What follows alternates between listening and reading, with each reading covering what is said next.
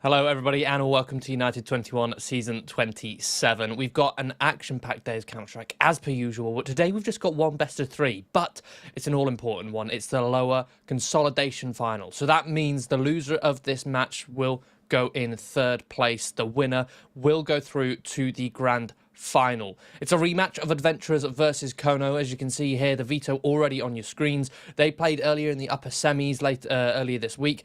We're going to have Inferno, Anubis Band, Mirage, Ancient Picked, and a Dust 2 Decider. And correct me if I'm wrong, but I'm pretty sure that's the exact same veto that we had earlier in the upper semis. So, without further ado, straight into Mirage, not wasting a minute. Let's get straight into this action as Kono on their CT side. Adventurers going to be setting themselves out for a late contact top mid. 5 sets of Kevlar.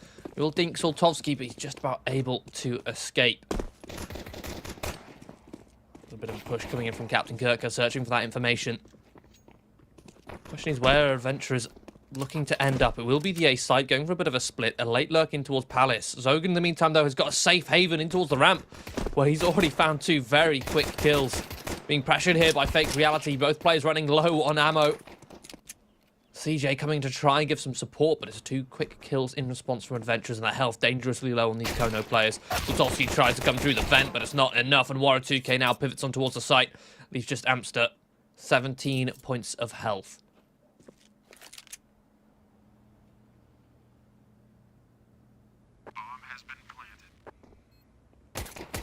Creeping in, will isolate a 1v1 fight. Lands a couple taps, but the headshot needed to be there for it to be fatal. Wara2k will collect a 3k.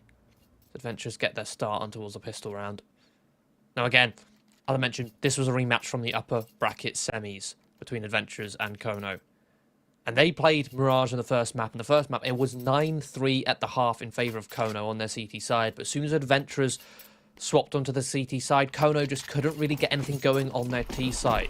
So if Adventurers are able to get themselves off to an even better start here, then Kono are going to be in a world of trouble, unless they've managed to make improvements and adjust their T side in the second half. So we'll see how many rounds Adventurers will be able to steal away from Kono. Right now, Kono, they want to fight for every single one of them as they force up into this second round.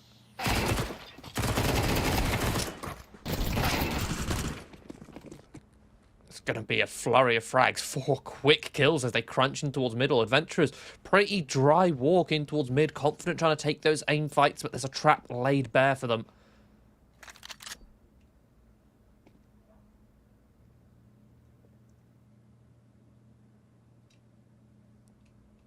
Leaving Own out with this Mac 10 in a 1 versus 5.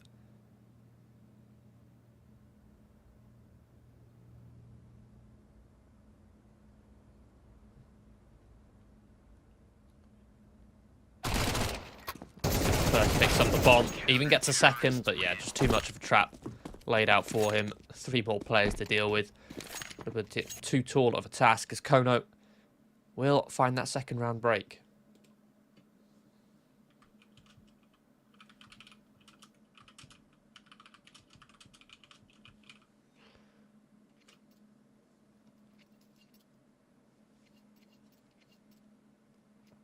Adventurers with 1 round loss bonus built up onto this one.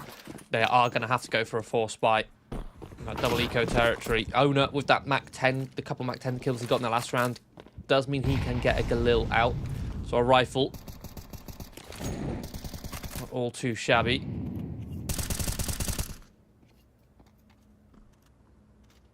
Kono again, heavy in towards middle.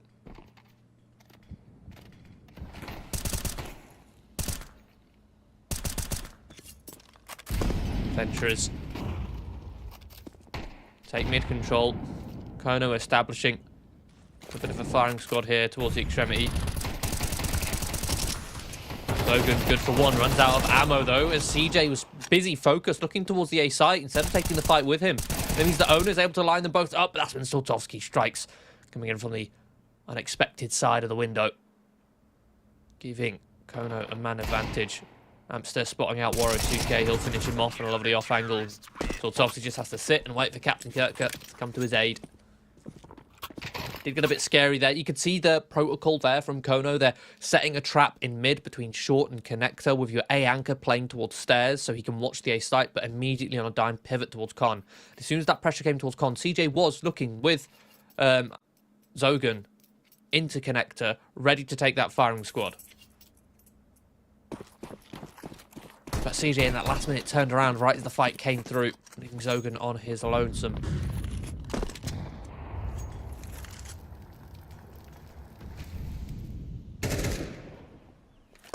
Adventurers now going to be ecoing. A couple of Deagles invested on Warrow and Owner to be the higher fragging players of this lineup.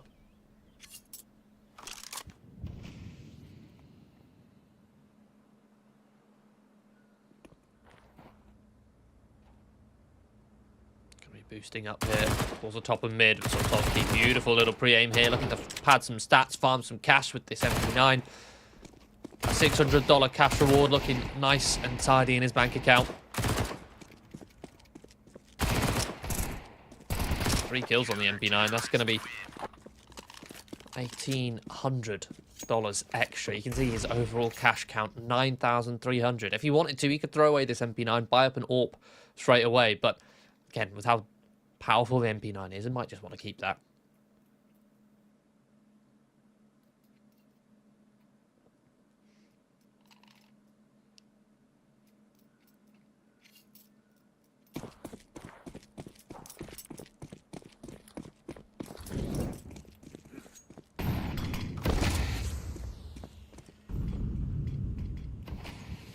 Adventurers have realised this faster pace,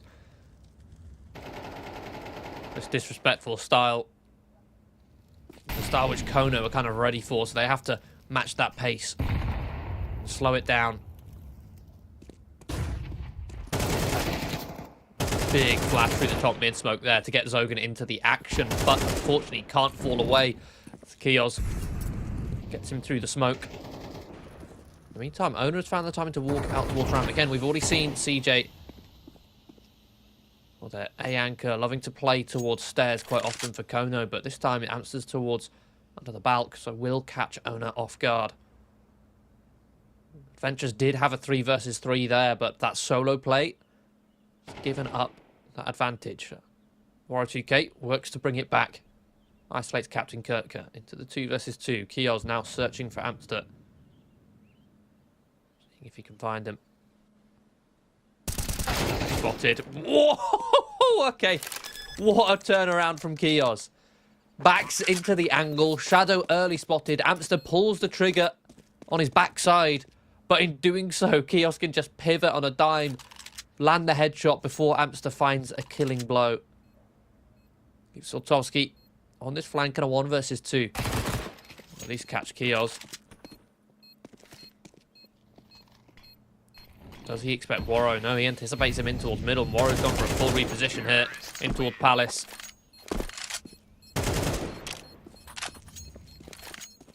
Warrow will collect the triple. The individuals coming out in form for Adventurers to bring them their second round.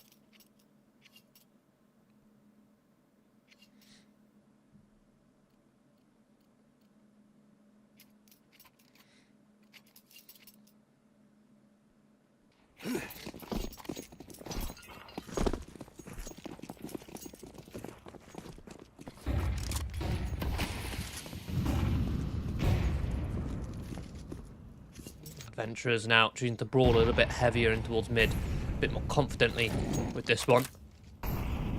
Being 4 players to hold a top mid press.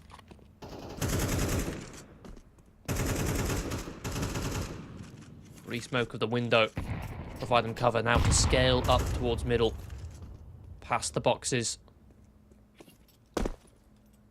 into the next threshold.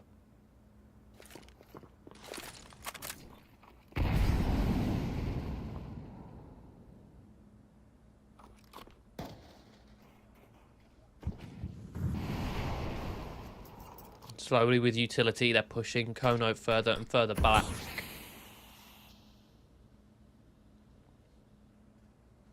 It's the point where right now they're relying on this 2-man setup over towards B, which has just been pulled apart.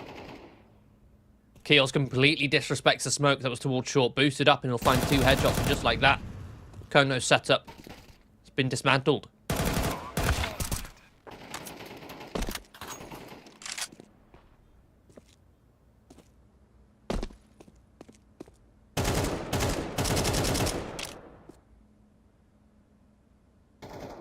All adventurers identify Kono working on middle with a much more passive hold, right?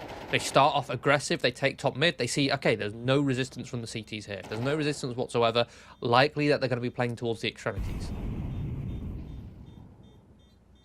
So they just silently, without making any steps, because the steps would give away the number of players in towards middle, they just use utility to blind and block vision the CTs towards middle. Smoke towards window, re-smoke. Smoke towards top connector. Make sure none of the A players can spot catwalk. A little bit of U-tilt to push the short player back towards the B site. They set themselves up neatly for a B site split.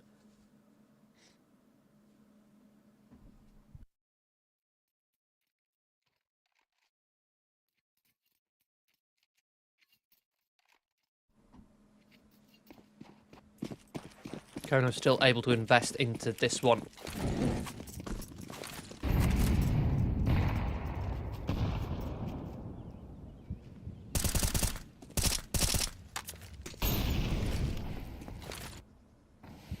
And the thing is, an over-adjustment from Kono. They just saw that they lost vision of mid completely. So this round, they compensate by going heavy towards connector and short. But in doing so, they leave only 1 player towards A. That's CJ, who's got a lot on his plate right now as adventurers brawl out towards the ramp. CJ won't find any frags, and that means Kios has free reign to focus towards connector to find 2. But the early rotations, the openness of that A-bomb site does mean that Kono are able to find a couple of players on the cross, putting it into a 2-on-2. Tolsky reveals his location towards CT, goes for the full reposition over towards jungle.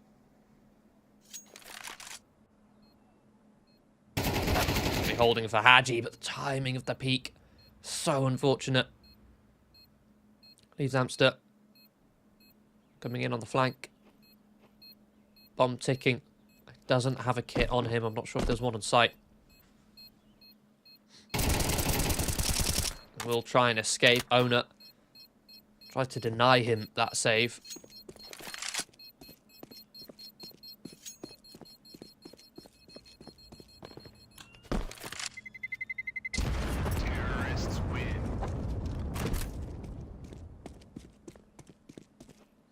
So adventurers now in the lead as they take a 4th. Some good calling, some good reads of the early setups from Kono.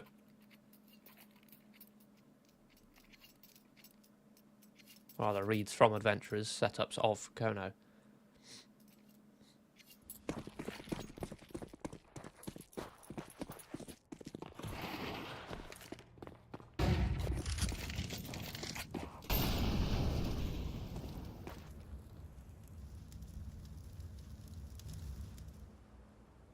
Kono now down to the eco, it's just Amster's M4. As far as primary weapons are concerned, the rest are on pistols. Adventurers a full 5-man press in towards middle, but they've actually left the bomb behind. And 4 players creeping up catwalk.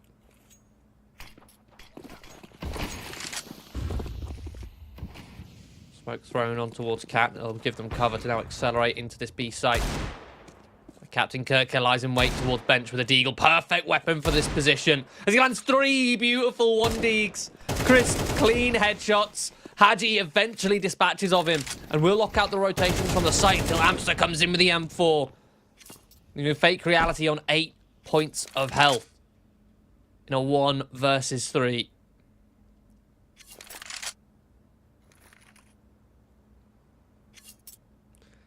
The captain of the ship will not let that ship go down over on that B-bomb site.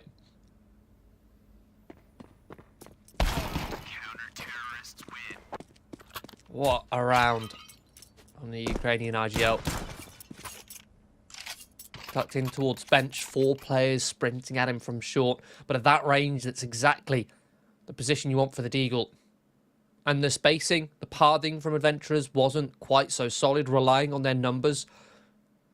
to help them out with the trading capacity, but 3 beautiful 1Ds. Kind of a little bit too one-dimensional, in my opinion, with all of your players coming in through short, considering you're up against an eco. For all they know, it could have been a B-site stack. Oh, Haji, what a clean headshot. Showcasing his own mechanical skill. As Adventurers pick up the pace here, sprinting now in towards middle. Again, catching Kono. A bit more of a passive hold, playing further towards the extremities of the map. Soltovsky anticipates the stairs lurk, but the shot doesn't connect. Oh, fake reality with Deagle. Knows what he can do with it. Bomb planted, a 4-on-3.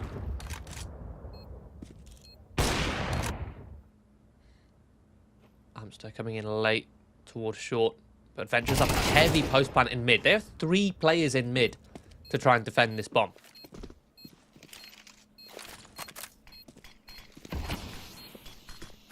Drop.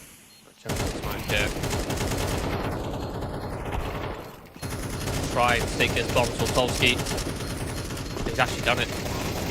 Oh my goodness. 1v3 ninja defuse. The amount of smokes. And you can see the beauty of that ninja defuse comes from the fact that there was 2 smokes. Not the fact there was 2 smokes, but the 1 smoke went towards jungle.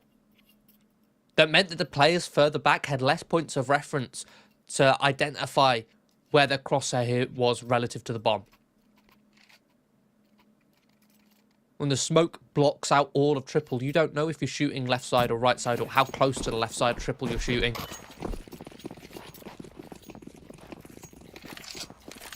You have less points of reference to figure out, to piece together, to mentally picture where the bomb is inside that smoke. Oh, again, Adventurers, fast and brawly this time. They're ready to shut down the change up. It's almost been staggered here from Kono. 1 round it's passive mid, 1 round it's aggressive mid. 1 round it's playing towards the bomb sites, 1 round it's heavy in mid. It's alternating 1 by 1. It seems like Adventurers have pieced this together. I found 2 early kills in mid. They're going to leave Haji here up towards Delpan whilst they fully reset 4 players towards the A site. Kono have searched and believed that they've cleared mid.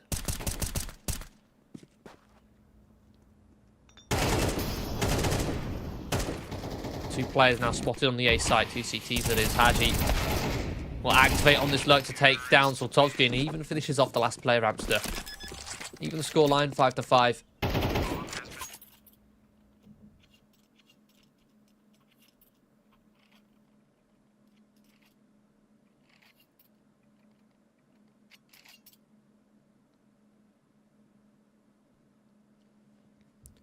There's 2 rounds left in the half, and Kono, they could eco for the last here, but they're going to choose to force.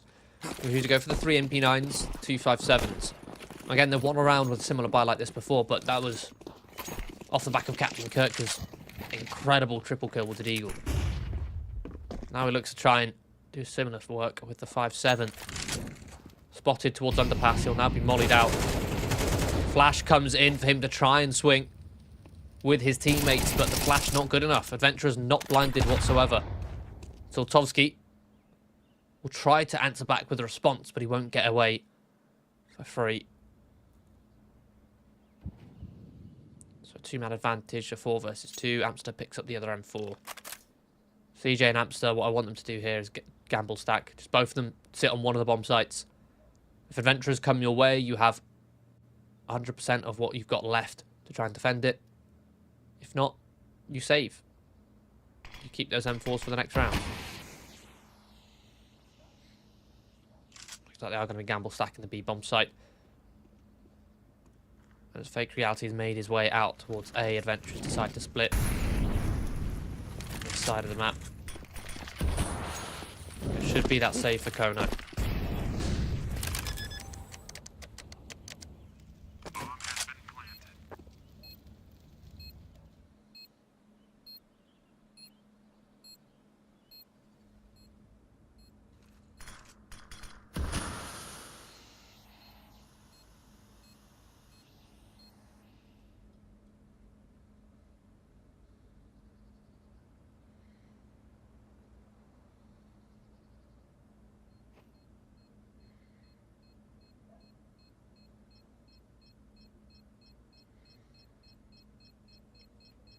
And again, I'll remind everyone, a rematch this is. Last time Kono Adventurers faced on Mirage, Kono were only able to get 2 rounds on their T side. Just 2.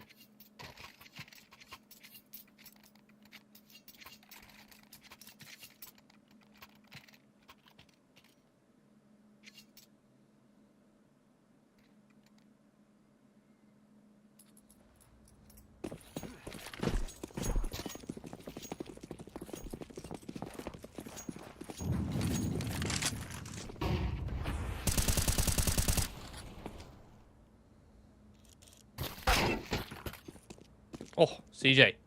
Putting that M4 to good use. Again, another force buy from Kono. Soltovsky with the Deagle. Get involved in the action. A couple solo plays from the Kono side.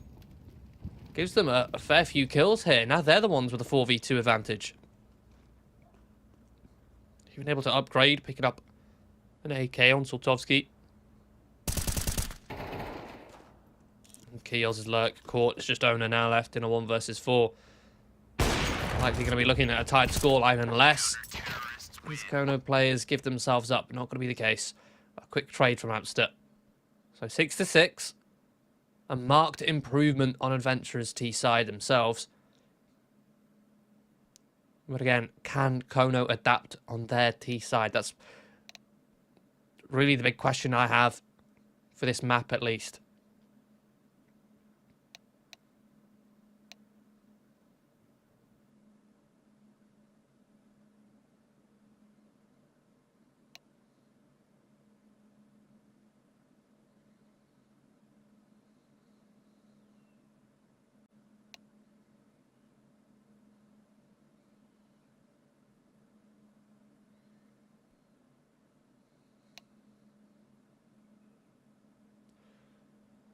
An extended halftime break whilst both these teams mentally prepare themselves for the next half. Kono certainly going to need it again, reminding everyone what adjustments they've perhaps made after their disastrous loss to Adventurers on Mirage a couple days ago.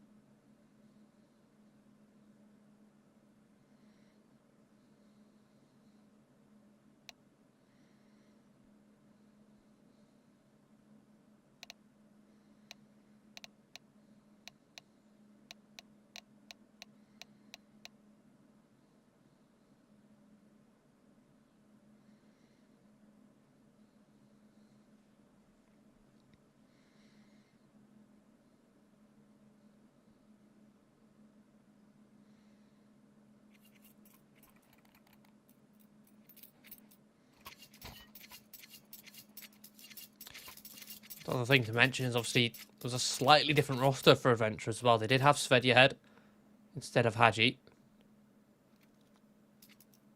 Haji's certainly a bit more of an experienced player than Svedja Head. He showed his impact in that first half already.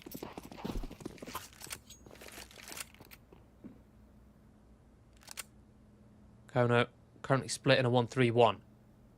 One towards Palace and Apps. Hold towards top mid as well.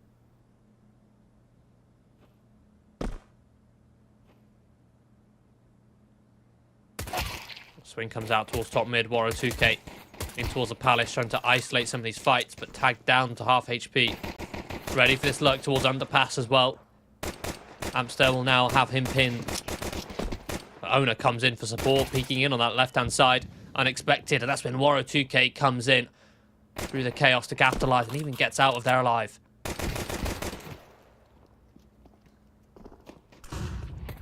So needs to try and recover this bomb, grouping up with CJ towards top and mid. Zogan will at least find one out towards this A site. Swaps over to the USB, see if he can find some taps at range.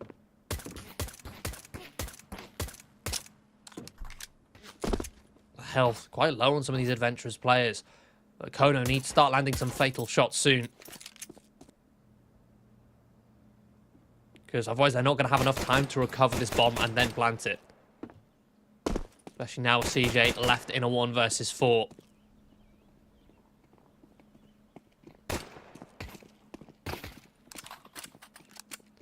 Being hunted down, 20 seconds left, overwhelmed and body spammed down. Adventurers will start this second half with the pistol round victory.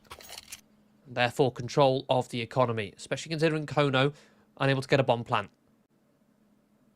So won't have the easy force, the easy Galils, Mac 10s instead. If they do want to force it, it'll be Tech 9s. But more likely going to be just a full Glock round from Kono. Say that. Scout coming out from Zogan.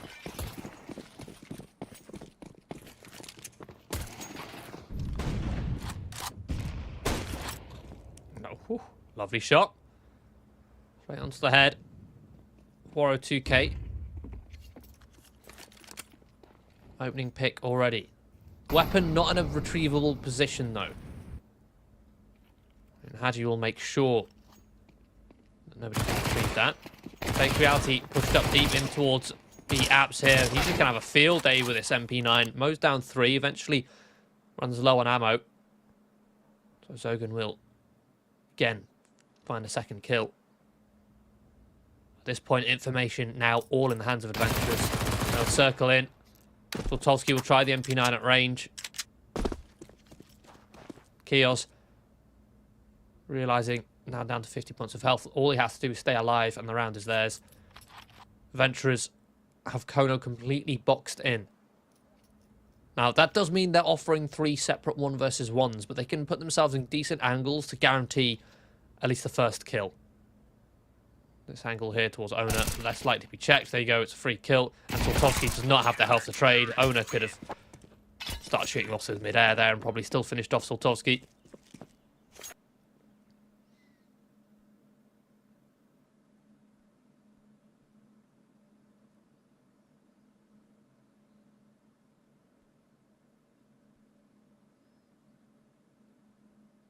So Adventurers stretch their lead to 2, keeping 3 players alive.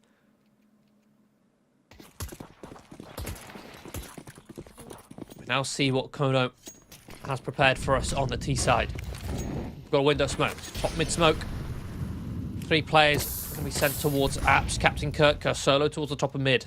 Flashed by CJ to swing towards second Delpan.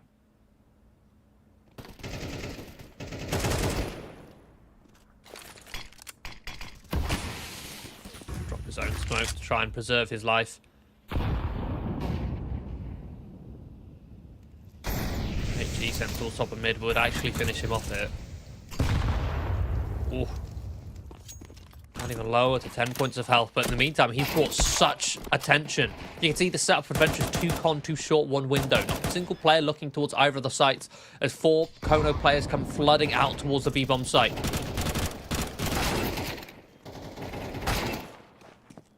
There you have it, and Adventurers locked out. A lovely little round there from Kono. I mean, even I was fully focused on the player towards top mid, on Captain Kirker's presence in mid. And I've got a minimap that has all 10 players on it. Adventurers don't even have that minimap. So you can imagine the attention, the focus that they were brought down upon Captain Kirker, who again, still alive. Survived that entire process. All that utility being thrown at him. Adventurers so desperate to stifle this default, get a free pick and a man advantage that they neglected the fact that Kono were already setting up their closing statement.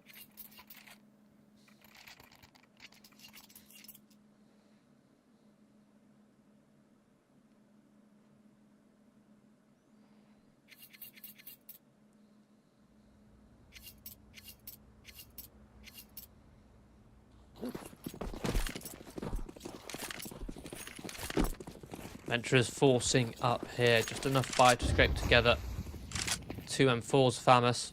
Decent amount of utility amongst the 2 pistols.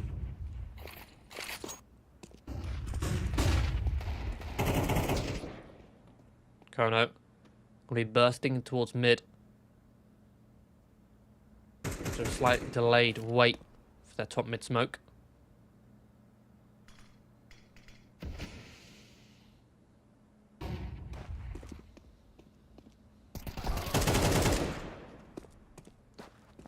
Adventurers have found a couple kills here. An aggressive playing towards Apps does isolate Amster. Soltovsky removed in middle. So a 3 versus 3. The weaponry disadvantage that Adventurers once had, now no longer so. Kono are actually going to be grouping up and retaking Apps here, but Haji, a lovely little off angle, find one and a dink. That's information, and early information at that. So Fake Reality can beat Kono to this B-bomb site. Offers a little bit more damage. Drops his own smoke. But a HE will fully isolate it, but that's actually the undoing of Kono. It's a perfect play to try and deal with Fake Reality, but the shots are not clean on the Kono end, but they are on Adventurers. They're happy to take those aim fights. They deal with both players immediately.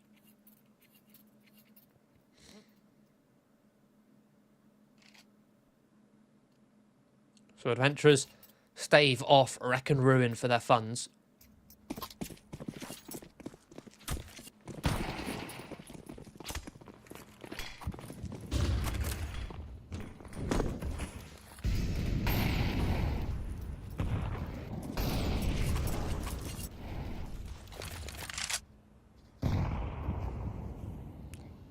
HE.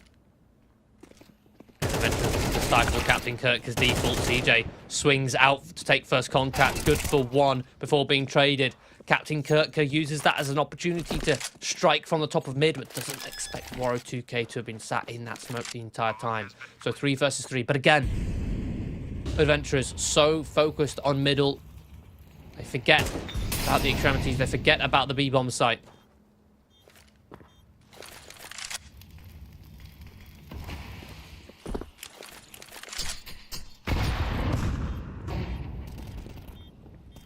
Oh, beautiful counter flash. As soon as Adventurers open that smoke, a flash comes through, stalls them out to the point where the smoke now replenished.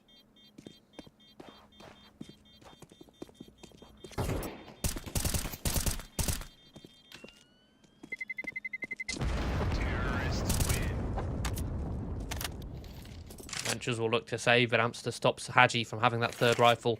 Again, 3 rifles is sort of the magic number for a save, because that entails essentially the majority of your players with rifles. Even if you eco there, you've got 3 rifles to work with, only 2 pistols. I can very easily snowball. But when it's only 2, you certainly can't go for a force buy. If you have 3, again, only 2 of your saved weapons need to be dropped over, which you can still afford, but you can't afford to force buy on 2. I say that, Adventurers will give it a go. They will force behind these 2 M4s. But it'll be forcing into 5.7s instead of dropped over rifles. But a loss bonus not nearly built up enough to afford stronger weapons.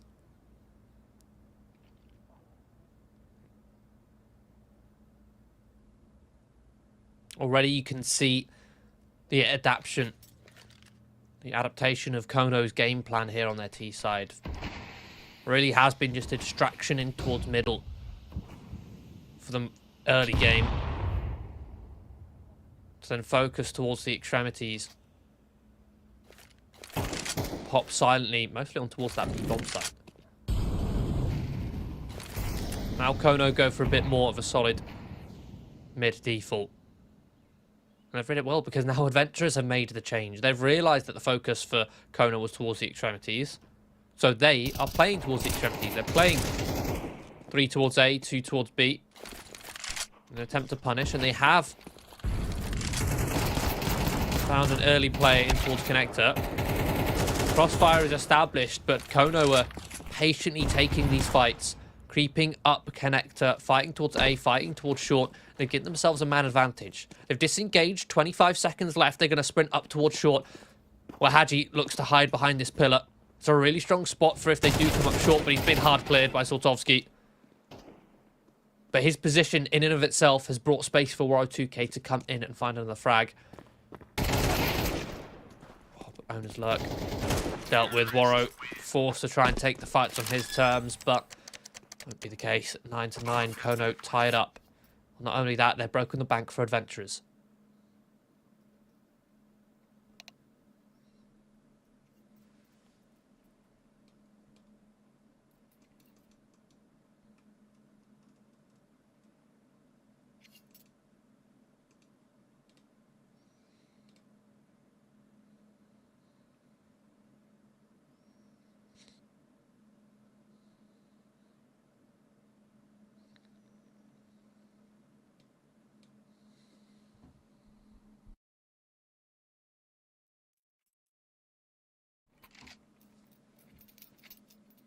Tactical pause there utilised.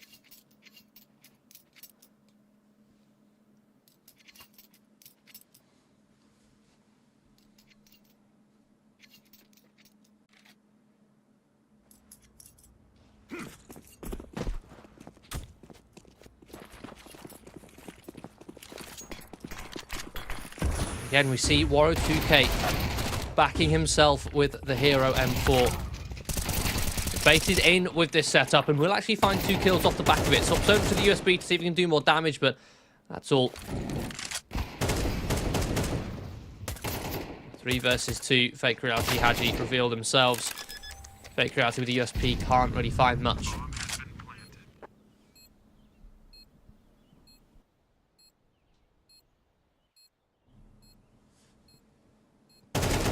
Secure an easy A bomb site. An early pop there.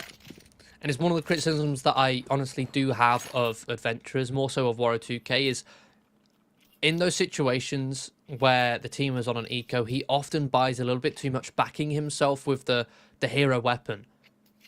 But if he does that so frequently, what ends up happening is he just ends up staggering his buy.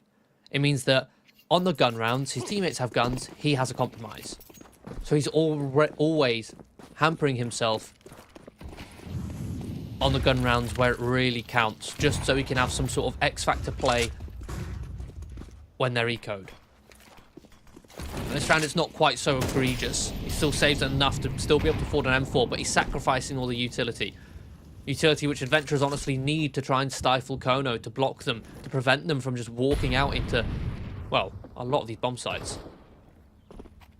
Just as Zogan does there. Walks straight in towards Palace, finds Kios. Beautiful flash. Oh no, it's a team flash. Fully blinds the Kono players coming up towards Connector, but fortunately the rest of the players are there to trade, to get the information. The 2-on-2 is Fake Reality. Just to catch Zogan. Soltovsky tries to slink away in towards Connector. Beautiful shot as he fades away. In fact, he'll line up the double. Kono now up to 11. Nearing closing out this map, stealing Mirage away from adventurers. Honestly, that round, it almost all fell apart thanks to that flashbang. It fully blinded the 2 Ts coming up Connector.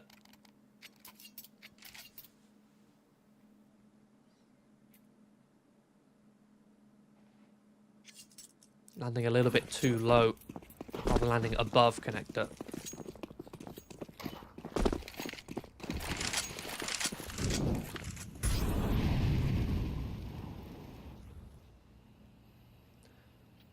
We do see adventurers on another eco round. This time they're able to afford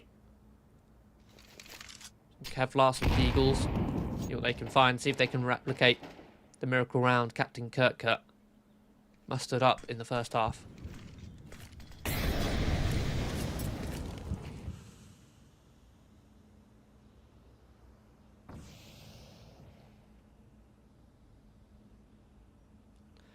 With the weaker weaponry, adventurers can't really contest the middle. So Kono will take it.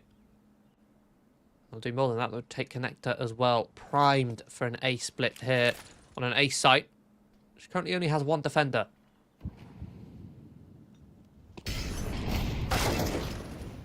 That 1 defender has found the first frag. Finds CJ pushing up the stairs, but a wide swing from Palace of Zogan will finish him off. Oh, Owner, all the way from ladder, is actually going to find Zogan. He's even going to find a second through the smoke. Suddenly it's Soltovsky in a 1 versus 3. This round has really fallen apart for Kono.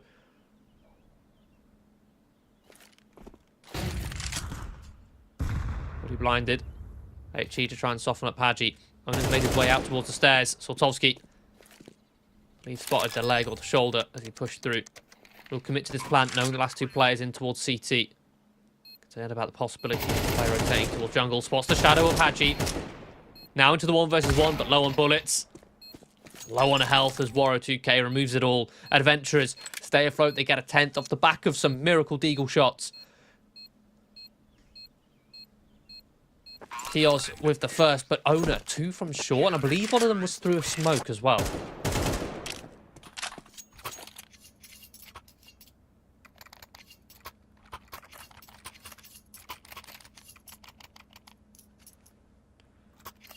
Kono had map point right in their palm of the hands there.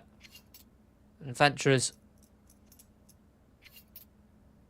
steal it away under their noses. And rightfully so, Kono need to take a tactical pause.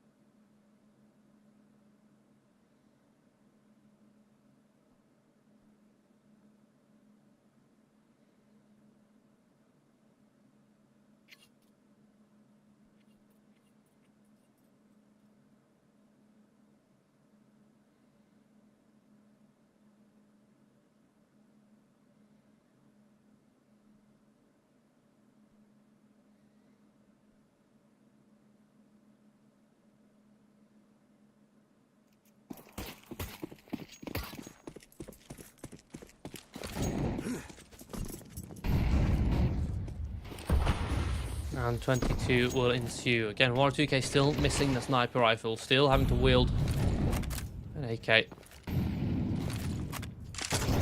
Missed Molly there towards the top of mid.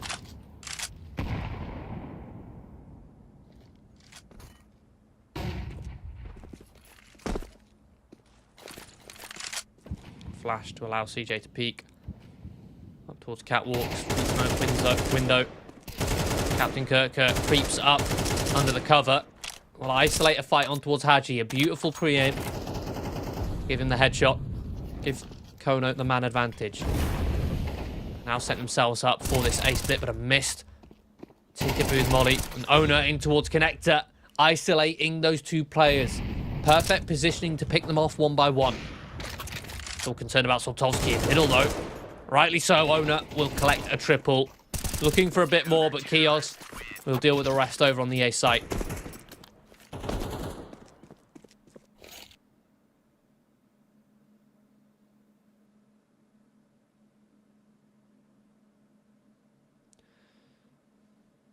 Another A split attempt, this time foiled by the heroics of owner. On top of that, that missed piece of utility towards CT, that could have prevented Kios from being able to push out on towards the site.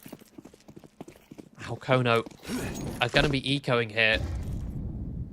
They're putting themselves in a position to allow Adventurers to map point first.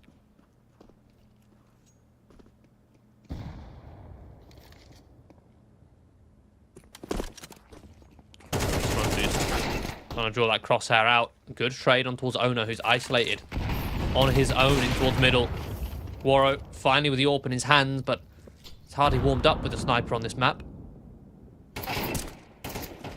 Oh, dink onto Haji. Told to get out of there.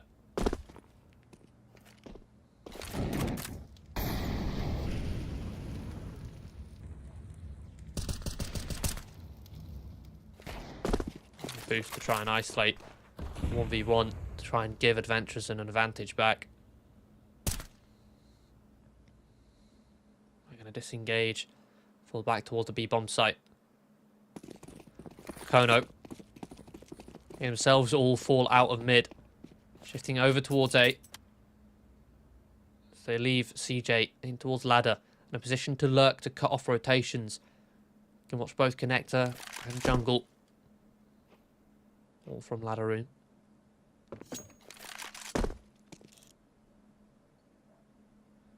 Waro 2K left playing retake towards A on the ticket booth.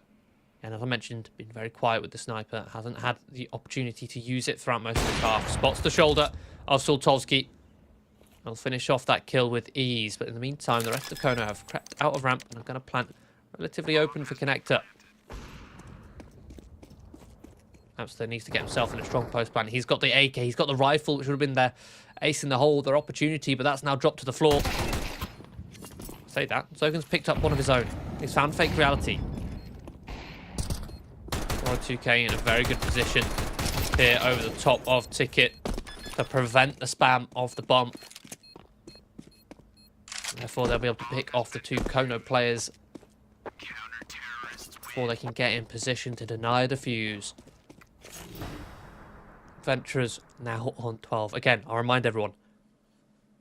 This week earlier, upper bracket semi-finals, United21, Adventurers versus Kono. It was 13-11 on Mirage to Adventurers, but that was off the back of an Adventurers comeback on the CT side.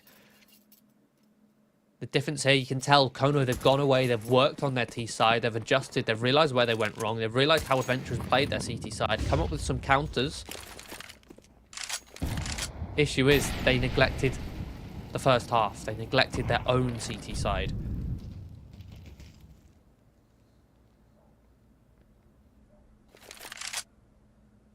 Now we may be seeing a clearer scoreline.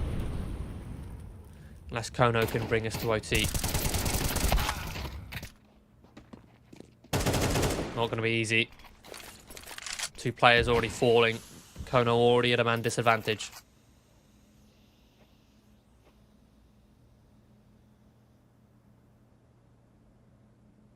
Boosting up Amster into window, and he's found the gap here.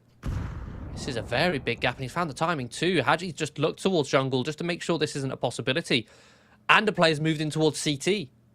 And he'll pull the trigger onto the B anchor, clearing out the rest of the site. Adventurers have already made their way into market though. Amster will drop a smoke down in towards the door. Haji isolated in front of the flames. Waro 2K unable to punish. Man advantage now for Kono. The bomb is planted. Waro 2K and Kios need to retake this B bomb site, and they're all coming in from the exact same angle.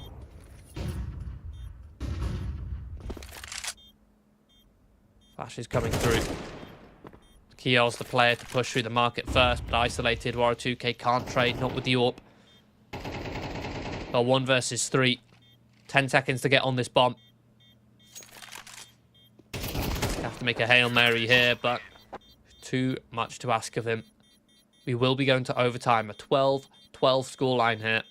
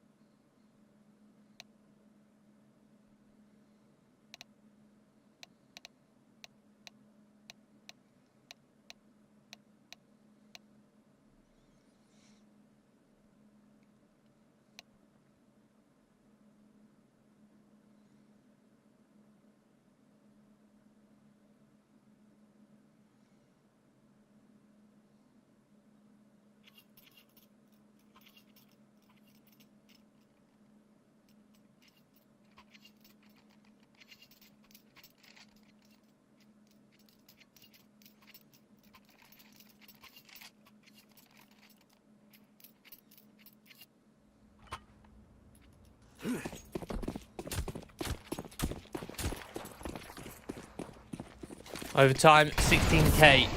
Neither side impeded by any funds whatsoever, but Kios might be impeded here on this A bomb site as Kono sprint and hunt him down, spamming him down towards triple.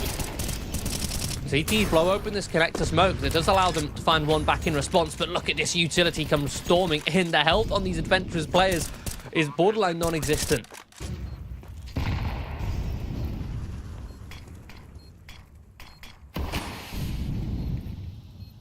Smoke towards connector.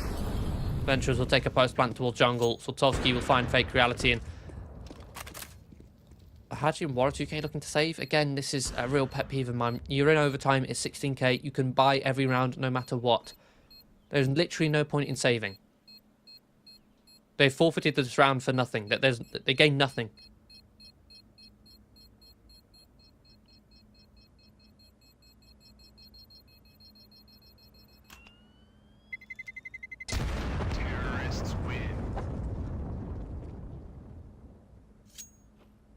Yeah, sure, their odds of winning that round are incredibly slim on such low HP.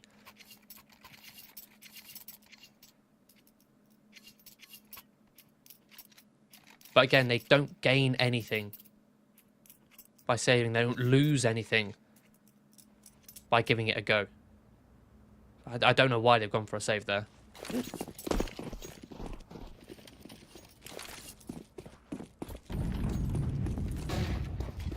Either way, Kono, they started that first round of overtime very aggressively. It's time back to their top mid default.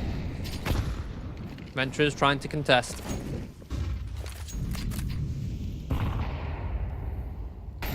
Try and throw some util to stifle them out.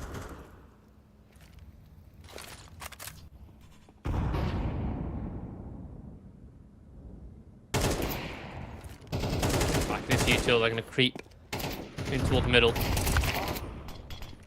Captain Kirka will find 2 quick, clean frags up on towards connector. In fact, that's the A anchor gone as well. They have a clean pathway here. The only closest player who's a threat is BO3 in jungle. So they can get up connector, that is. Oh, beautiful frit from Waro. Evens it out into a 3-on-3. Bomb plant rushed down. Adventurers have actually been able to retake connector here. There is still this flank coming in. Zoltowski, lovely little angle to hold stairs. Hamster. Pulls in, back turn, finds a headshot, and will mow down them both with a lovely little transfer. Kono now up to a 14th.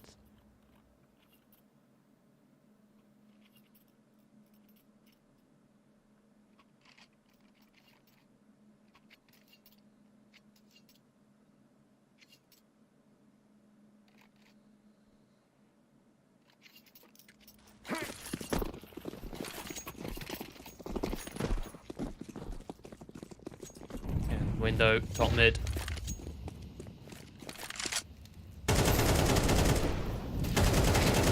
CJ able to use that top mid smoke to isolate a couple fights, but doesn't expect the second of owner.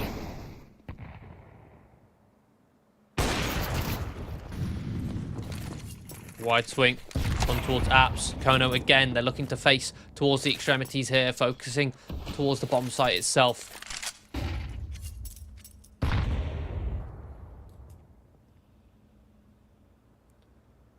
Adventurers have been able to pick off one player on the ascent.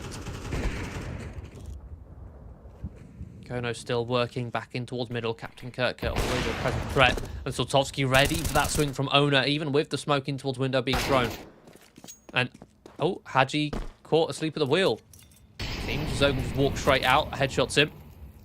Leaving Kios in a 1 versus 2, and Zogan is getting in a very tricksy position here and towards the market underneath the shelf. Kios will walk in. Zogan will win that fight. So a clean 3-0 there for Kono. Again, a marked improvement on their T side. We just need 1 round to steal this map from Adventurers' hands.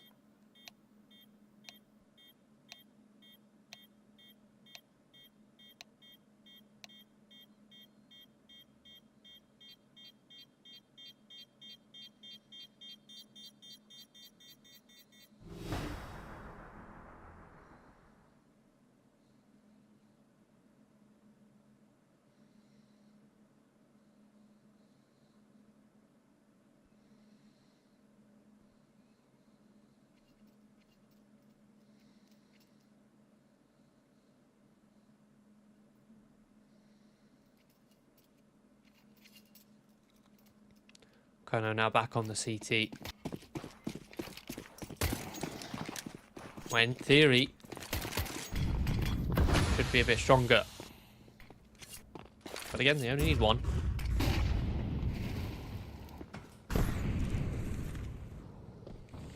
And CJ will start with an opening. An aggressive play towards ramp with 2 players. They catch Owner. Eos peeks before the smoke blooms and finds Zogan. Zoltowski also dealt with by fake reality. So Adventurers, suddenly they're the ones with the man advantage. Captain Kirk are going to be creeping in front of this molly, looking to fight towards window. See if he can find the right time to peek. Catch Haji unawares, he'll do exactly that. CJ finishes off Kios in the process. Again, the advantage flips the other way. Oh, what a shot. Captain Kirk was so ready for that, but fake reality does not care. In the meantime, Mora 2K has found the pathway to slip up short towards this B-bomb site.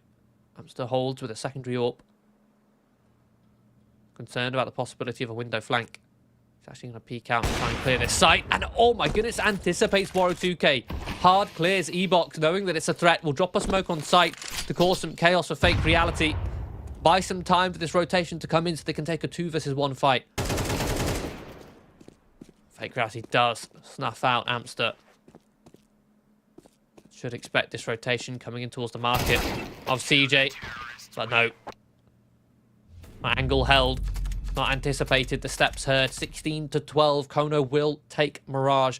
A brilliant change onto their T side. You can tell that they went away after losing it earlier to Adventurers in the upper bracket of this playoffs. And they've worked on it. They've improved on their T side. You can tell they focused on where they went wrong, especially focusing towards the extremities, a distraction towards mid, pulling the rotations of the CT side. But it still went down to the wire. But they are managed to steal that map away. We are going to be moving on to Kono's map pick of Ancient next in just 11 minutes time, which again is a map which Adventurers were able to win last time. Let's see if Kono made the adaptations there. We'll be right back. See you in a minute.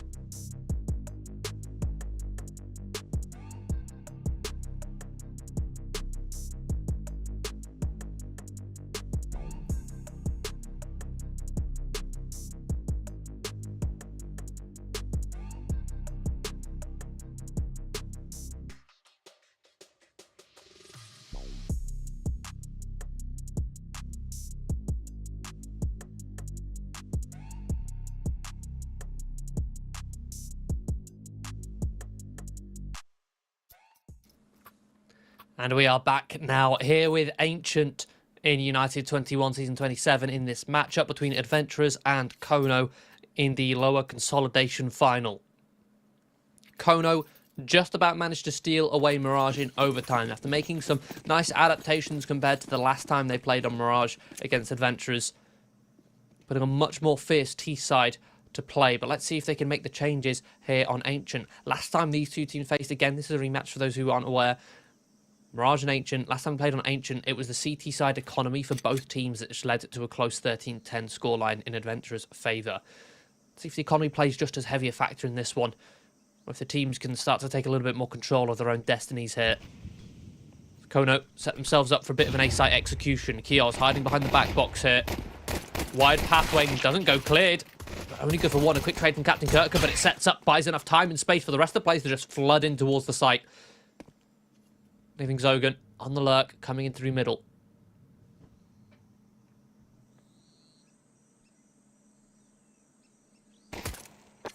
Fake reality, just one single bullet. It's enough to finish Zogan off. So Adventurers start with that pistol round again.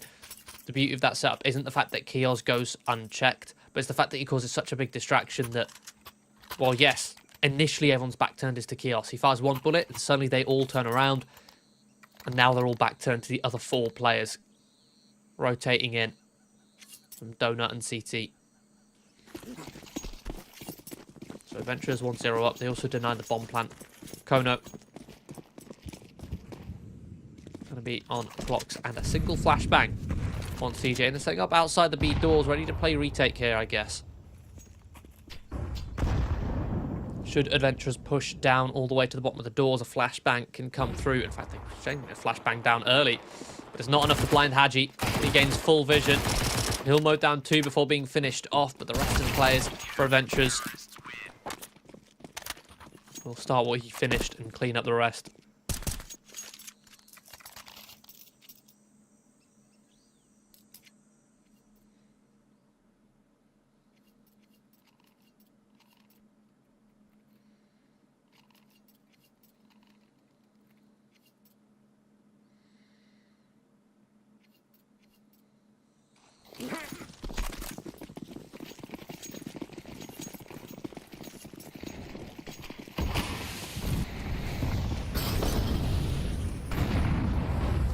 Early run boost for Waro2k, gets himself into heaven very quickly. Clear out much of the B lane. Nice and early. Even clearing out bucket here around the edge of the smoke, creeping around the edge, looking to see if he can find CJ. Currently the lone T player towards the B site. Trying to hold on to map control so that Adventurers don't rotate to A2 early. One smoke down towards CT. Owner will confirm the rest of the util. Swings on the timing, making sure to play anti-flash and wait, in fact, for fake reality to flash to come over. Allows Owner to line up two, but Captain Kirk got two of his own. Still, man advantage for Adventurers, and they're rotating in here with four. Soltovsky good for one. And Captain Kirk doesn't expect the second player of Waro2k to be in the donut so quickly. Adventurers, very strong start here. The pistol round and the first gun round.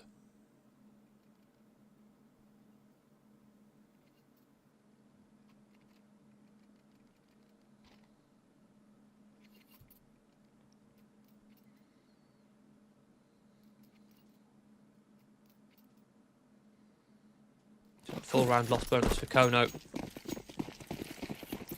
We can afford to buy pistols, Kevlar, some utility, down to around 1,500 per player. Still be able to invest.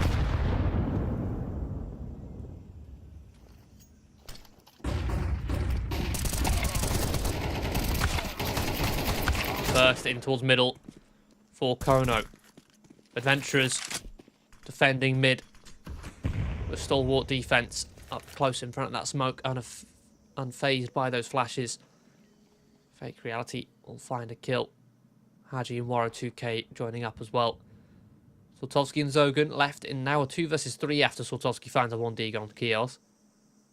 Zogan's found the space and the timing to walk out towards A, but Owner currently has it held from an off angle. Will be able to finish him off.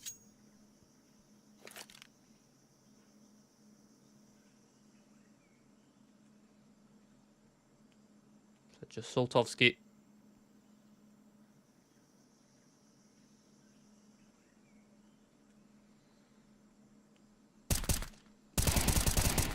Spotted in mid. Will find the 1D. It's not even a 1D because it picked up M4 to get the headshot. He's actually going to throw away a weapon, even though... I mean, looking at Adventurers, they've got 2 rifles each. They're not going to be saving Slotowski's rifle. There's no point in throwing that one away. But okay. I mean, if anything, if he wanted to save that M4, it would be worth more than the funds he'd get in loss bonus. Well, that combined with the Kevlar, that is. Counter-terrorists win. Okay. And he just a little one tap through the wall.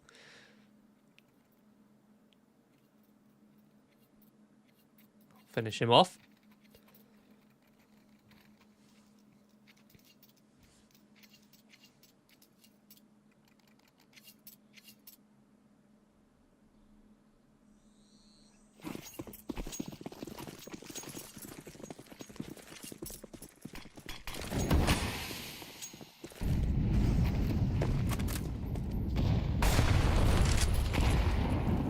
The 5th round and the 2nd gun round. Kono, now with the rifles in play, they're looking to crunch in towards middle. Amster will find the pick on Tahaji through the smoke. A brawl in towards middle, which will see Adventurers coming out on top with a man advantage, but Slotowski will chase down Owner here. See if he can mitigate that. Slotowski at the very least has found the pathing, the timing to get in towards Red Room. Looking to perhaps trying to split this B site with Zogan, and Zogan clears Kios.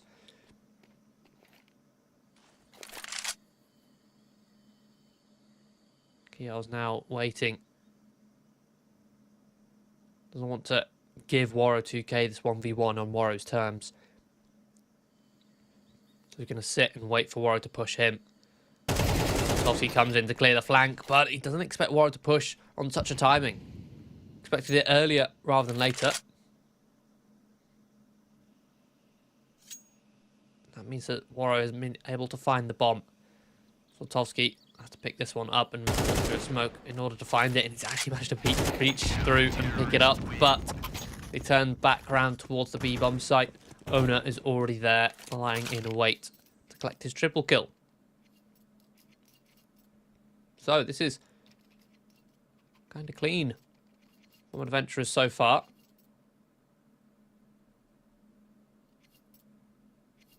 And again, I'll remind everyone, rematch this series was played previously in the upper bracket. The same veto. Adventurers won 2-0. 13-11 Mirage, 13-10 on Ancient. But that map on Ancient was determined quite heavily by the weak economy of the CT side, that both CT sides simply couldn't get going. Right now, Adventurers, they don't have that impediment. They have the funds, they have the rifles, they have better weapons than Kono majority of the time. They're managing to convert these rounds successfully, but let's see if an all-in set piece here towards the B-bomb site will be enough for Kono. Amoli will find the first kill on towards Haji. Waro, Kios chime in, but the Tech-9 still closing the distance, making this competitive. Captain Kirk are overwhelmed. It's now down to the 1 versus 1. Plenty of time on the clock for CJ to work with, but he doesn't have the bomb, and Owner knows his location, has him pinned, and he will just decapitate him, keeping it a clean 6 for Adventurers. That round, a lot of damage done by Kono. Switch up in the pace, catches Adventurers off guard.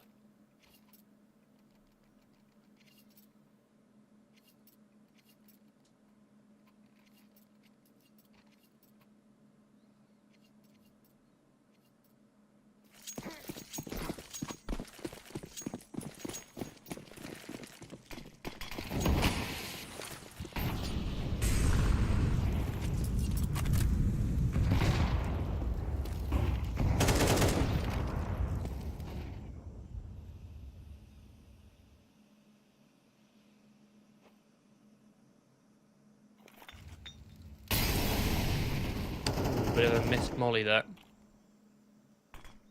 Could have landed on fake reality, at least flushed him out of his position.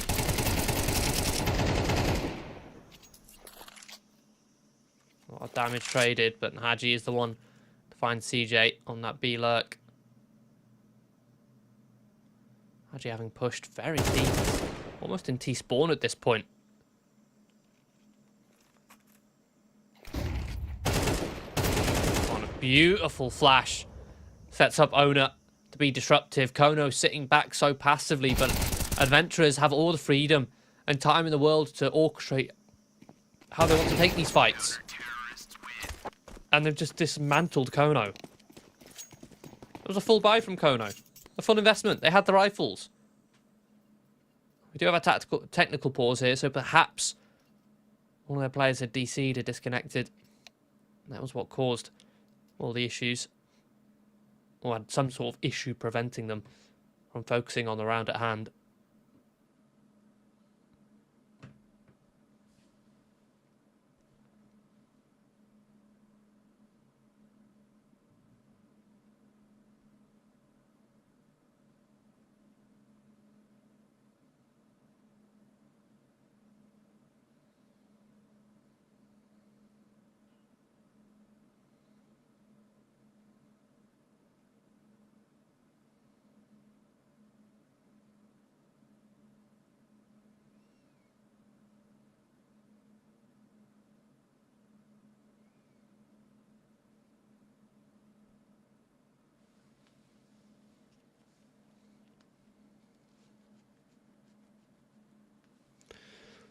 Hopefully we can get this technical pause resolved as quick as possible. I have no doubt Kono perhaps going to find this one useful to reset the momentum. So far, I don't think they've taken a tactical pause, but they're already 7-0 down. We're a quarter of the way through at least the total amount of rounds you can play in regulation.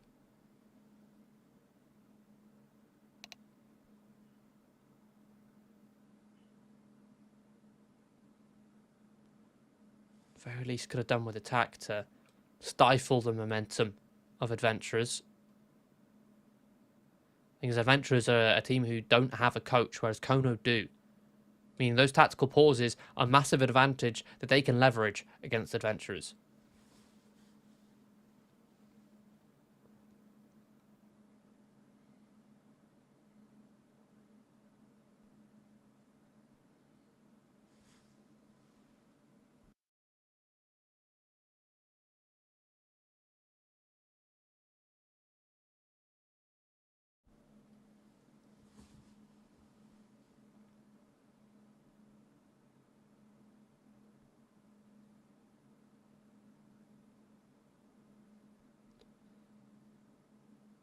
Kono are going to go for the half investment.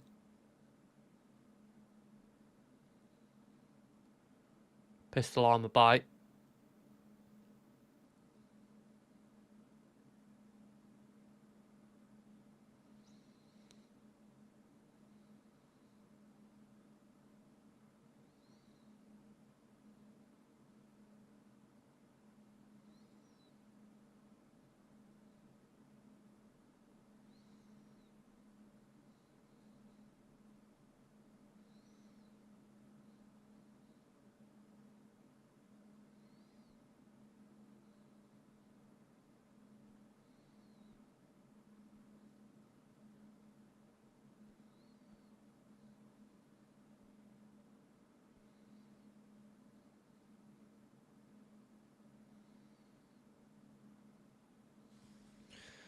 Perhaps the closest round they've had so far was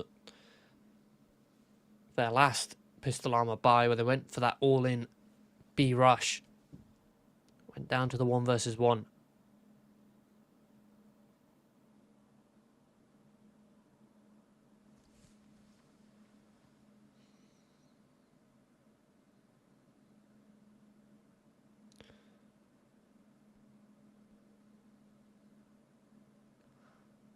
Issue is Adventurers are now going to be a little bit more aware, on guard for that kind of play to come through.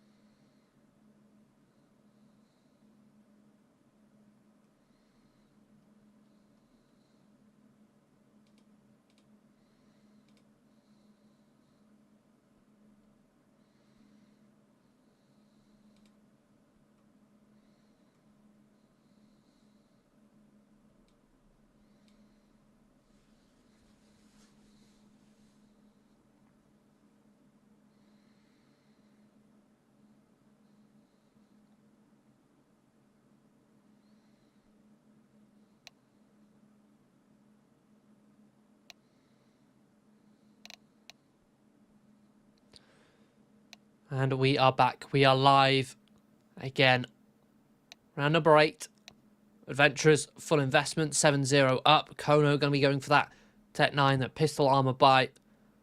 Soltovsky keeping a little bit extra cash in the bank to see if he can afford an AWP earlier on. Say earlier on. The half is almost over. Still not got an AWP out. Being on the T side, that's going to be less of a problem. Aggression. Kono. Zogan. Flashed straight in towards Donut, but Owner, first line of defense here on the A site, will find 2. Well, Zogan eventually finishes him off. Waro2k tries his best to try and pick a player off through Temple, but in doing so, overextends, gets punished for overstepping the mark. It's going to leave Haji in a 1 versus 3.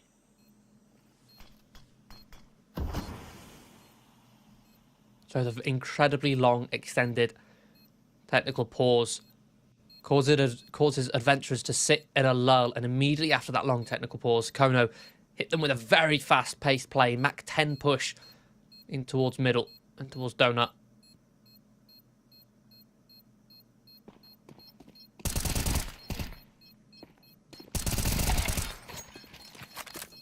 And not enough time to go for this round. I don't think he's got enough space to survive either. Large explosion. So all 5 players for Adventurers will fall, but again, they've won 7 in a row. Their cash actually not looking amazing, to be honest, considering that. They'll be able to buy, but Keels and Fake Reality will be on compromises unless they're dropped over.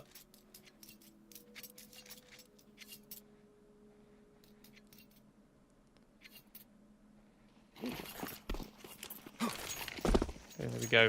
The drops do come out. Kios is down to the Famous. Kono now with a full investment. Soltovsky, as mentioned, can afford that AWP.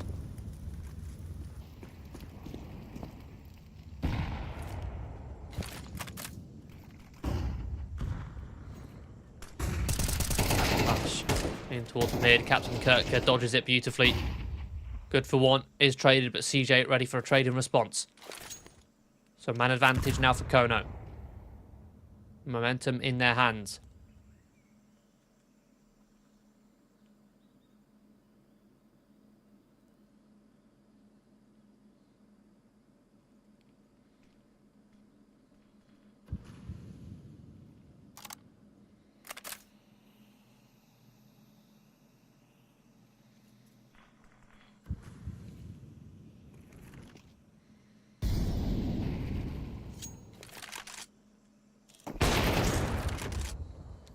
Soltovsky catches Owner's aggression here.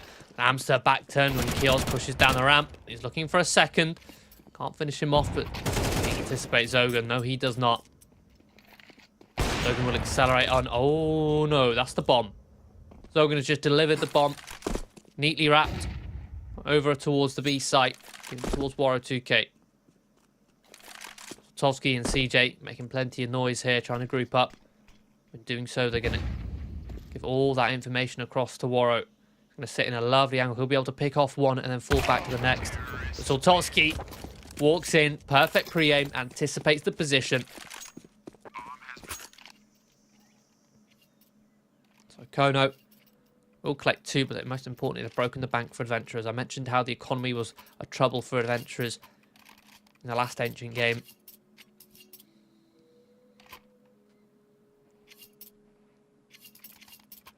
And that was a 7-5 half last time these two teams faced. Adventurers have already hit that 7. Kono, dare I say, need to hit that 5.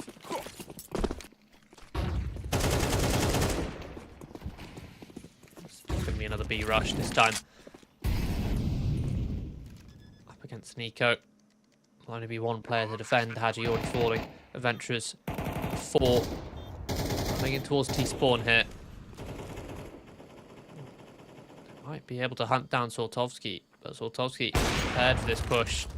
We'll finish off the first. So hide behind the box. He needs some assistance here, having to whip out the Glock. In fact, he's just going to crouch. He's going to completely hide. All bag attempt. Kono riflers will hunt down the rest. Soltovsky preserving his life. Knows there's no need for him to try and hunt for those kills.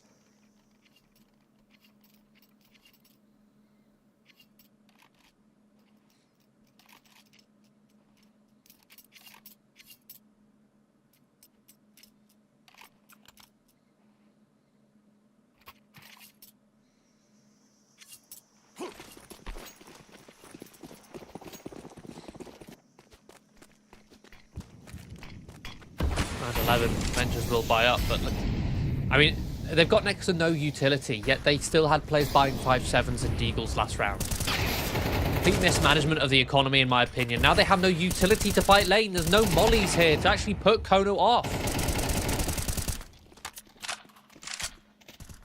But they continue hitting the head against the brick wall, and eventually they start to make a crack. Put into the 2-on-2. Off of this heavy presence, throwing body after body towards B lane. They have no bodies left to defend the rest of the map.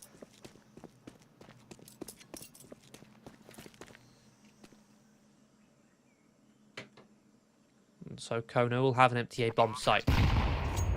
Get it planted.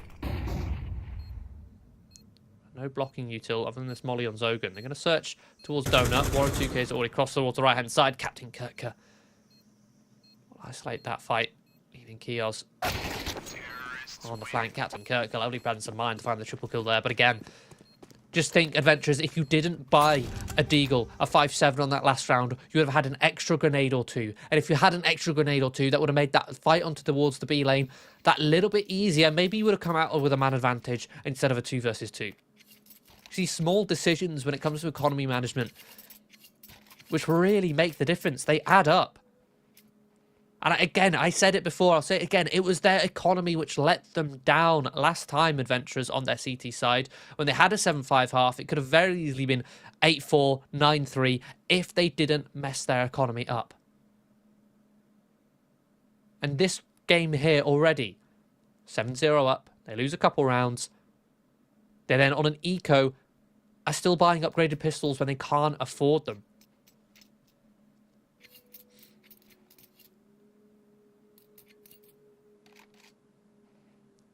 Final round of the half. It's a scrappy force bite.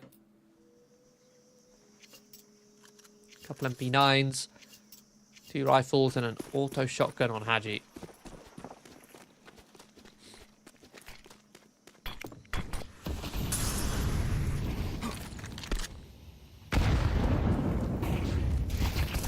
Kirk going to be charging out mid, but the timing of that flash is absolutely impeccable.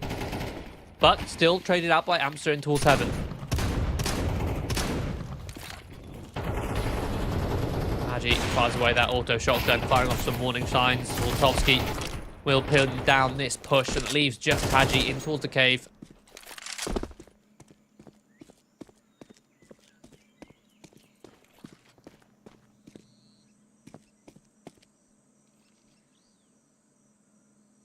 Kono will pick up the bomb. Haji spotted in rotation. 6 points of health.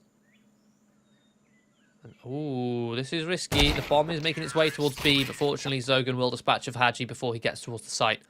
So it's a repeat half, 7-5, but very different fashion. 7 in a row for Adventurers. A big technical timeout allows Kono to switch up the momentum and pull it into their favour, something which Adventurers could not recover.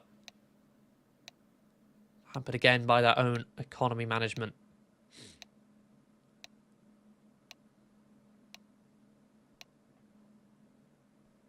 I mean, you have to have good economy management here on the CT side because of how punishing it is, how hard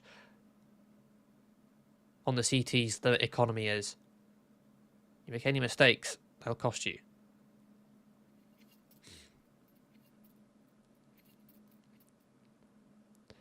But again, same thing happened for Kono on HN. Their economy also let them down on the CT side.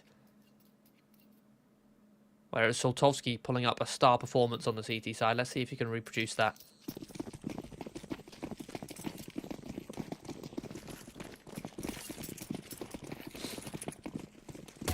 And we get 4-man brawling towards middle. Captain Kirka will find the first. The Glocks let loose as the USPs have to reload. So a 3 versus 1. 4-for-2 fight in mid.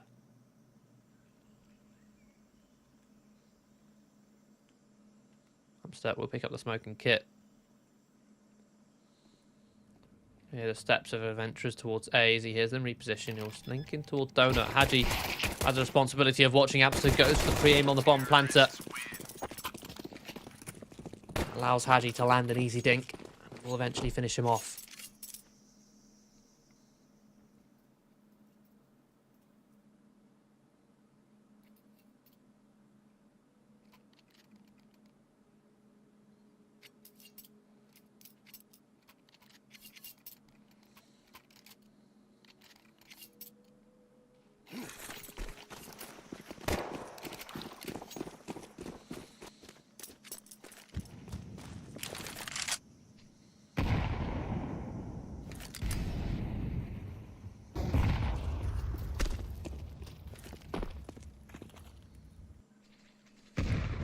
Kono going to be forcing up 5/7 Kevlar, Scout and Soltovsky. We're stacking up here towards the B site with 2-3 towards Donut. The retake in towards mid. Comes through, Waro2k dodges. The fake reality misses a lot of his shots and he's punished by the 5/7. Fortunately for adventurers, they are able to storm their way up on towards the B bomb site. Get themselves 4 versus 2. And Waro2k's hunting. Okay, why? Why, Waro? Why? You've now just given Captain Kirker an 8k. He wouldn't have one next round. He wouldn't have a rifle next round.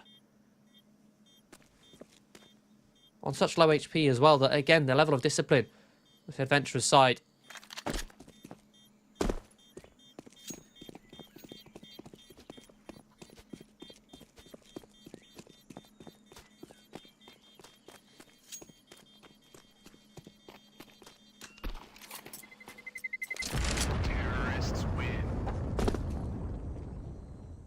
So Kono, we're going to save Captain Kirker, the AK, Soltovsky, the Scout, both of which with Kevlar. Captain Kirker also with an upgraded pistol he can drop over. Drop that one over to Amstairs, opened by his own up.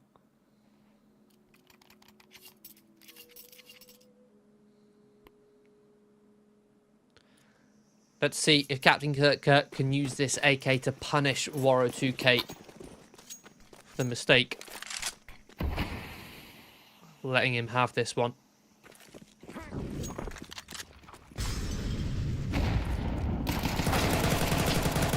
Oh, Amster will actually find the opening kill. Catches owner with utility in hand, a dry swing in towards cave.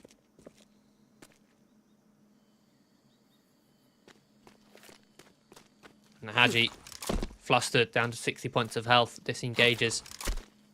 Has to give up the space.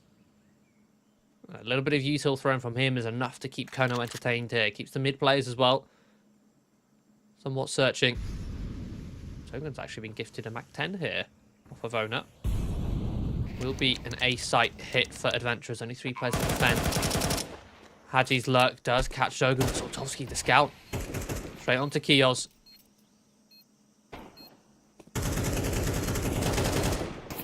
Still a man advantage for Kono. 4 versus 3. Smoked off the temple. They shoot the retake through CT. This HE can be juicy. And juicy it is. Fake reality will line up to 4 quick kills there for adventurers in that post plant. They will find double digits up onto 10.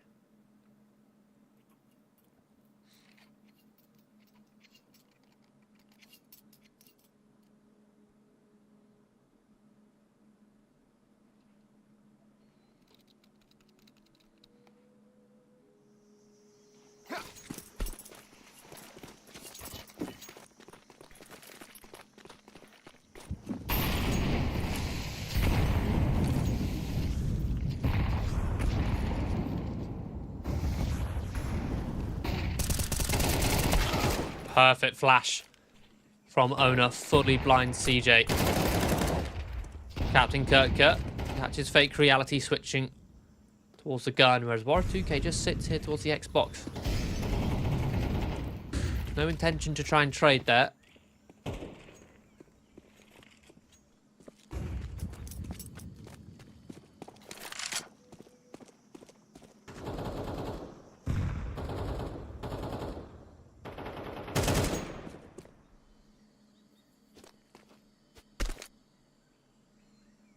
4 versus 4. Adventurers happy to slow it right down again with Warrior 2K here towards the Xbox. You can listen out for the rotations at the centre of the map. Adventurers are going to be setting themselves up towards A. Captain Kirk, I think, may have heard the steps in towards T-spawn there. Knows it's a possibility, but he's the lone defender here. Kona will flash themselves in towards Cave. Taking control and clearing that out means that they can cheat a rotation. Over towards A. Towards CT. Captain Kirk is still tucked in towards the back of Donut. Kiels will look to clear. Oh, but he's not hard cleared it. Not hard cleared it whatsoever. Back still turned. He'll line up to easy kills. 4 versus 2. Adventurers not clearing Donut whatsoever. By Dashwell post plant. The Captain Kirk has now got a third. That's a fourth in total. Haji, beautiful transfer. 2 clean headshots, but down to 13 points of health. Smoked off of A main. Lupsolski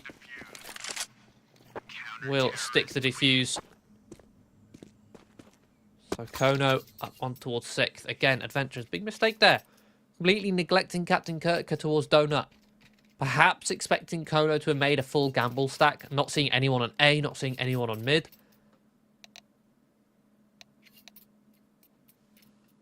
Thinking that maybe Kono stacked 3 towards B and will retake A, which they were, just not towards the extremity you expected.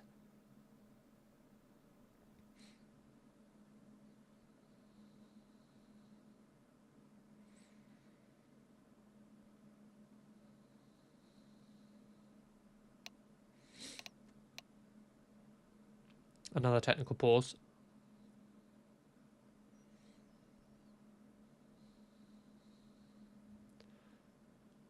This one comes straight after a Kono round win.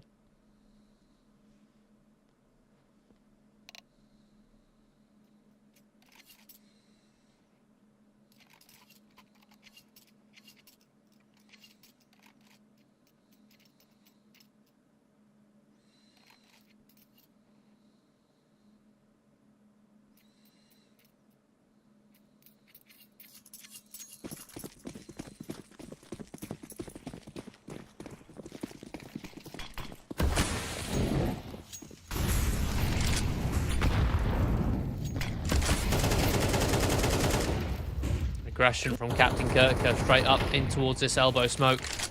Finds an early kill, but Owner will catch a wallbang onto Amster. So 4 versus 4.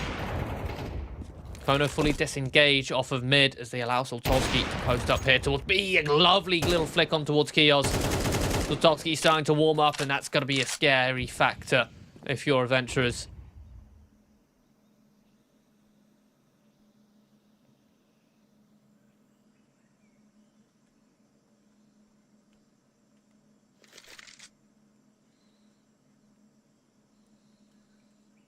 Players left, they'll just be creeping, crawling in towards mid. Round reaction from Kono.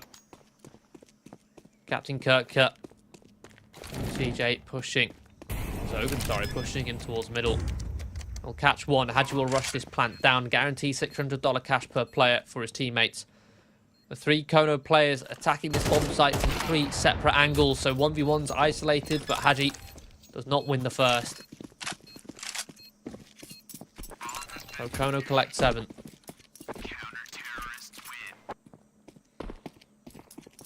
Now just 3 rounds behind Adventurers.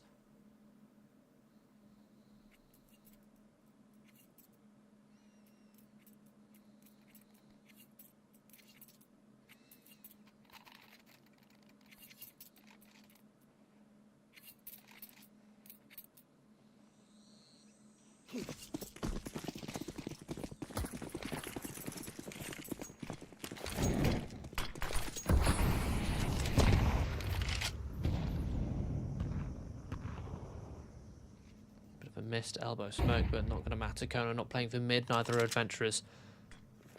U-tilt being thrown towards A. This is going to be Adventurers on an all-in play towards this A site, but Zogan with the AK will tap down the first at range. Buy space in time for Captain Kirk to get another. Haji will at least find 1 trade, but down to such low health, will drop the AK over to Warrow.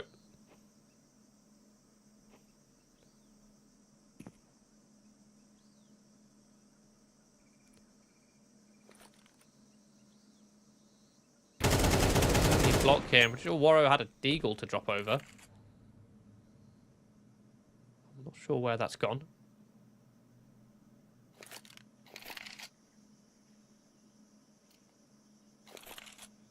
Okay, there we go. Good on the shuffle. Owner with the health on the AK. The other two on deagles. But a 3 versus 3. Warrow's managed to equalise it out.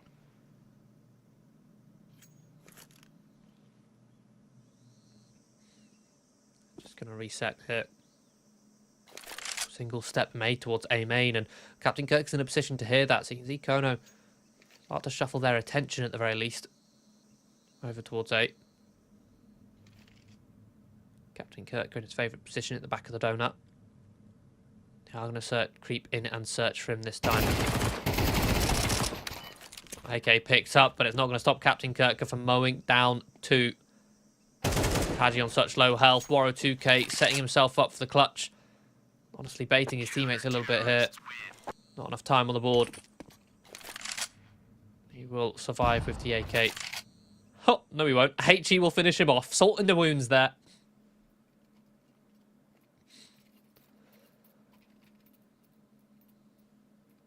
He'll go down without any cash.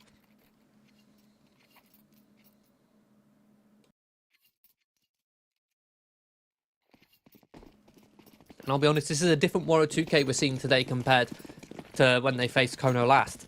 Last time he was getting aggressive, he was being the difference maker, getting the multi-frags. This time he's kind of setting himself up those frags, but it's at the cost of his teammates. He's baiting a little bit heavier here. Not just in that last round, but throughout this series. He's trying to hunt for frags. Not the round win. Okay, flash there. Kono will have the players in place. Amster will mow down 2. A narrow choke point for the Adventurers to try and push through, and Soltovsky fully blinded catches Gios. Dink, Warrow 2K will finish off Zogan, but Soltovsky still a threat. Kono will deal with Adventurers in kind. 10-9 scoreline. But again, Adventurers have mismanaged their economy. They went for a half investment there with the intention of buying here, but they can't afford it. Unless there was a full force buy, which I don't think it was, because some of the players had cash still left over in the bank. So they're going to have to go for another half investment, down to 1,500. Any more than that, and you will have a compromise buy in the next, whether that most likely utility, the likes of Fake Reality and Warrow 2K. Unless they get a bomb plant to make up for that. So another 9, Mac 10. AK buy.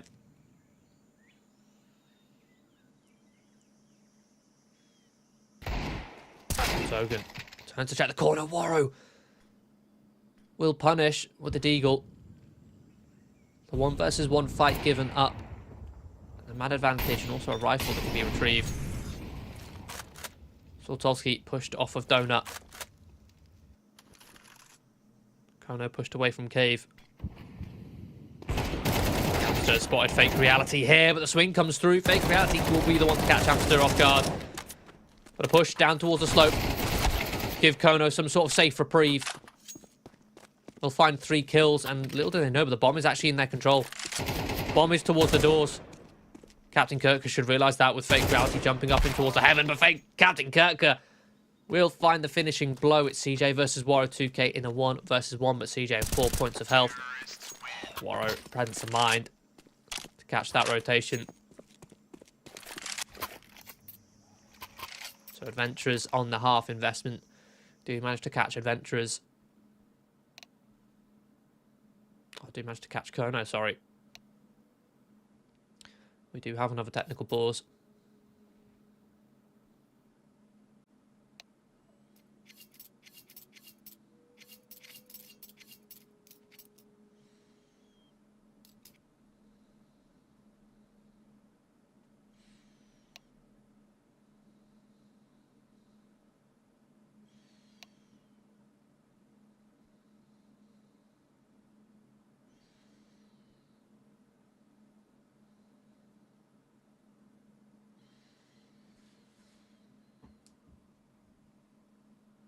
Here we've got CJ disconnected from the server. Hopefully he will rejoin us momentarily.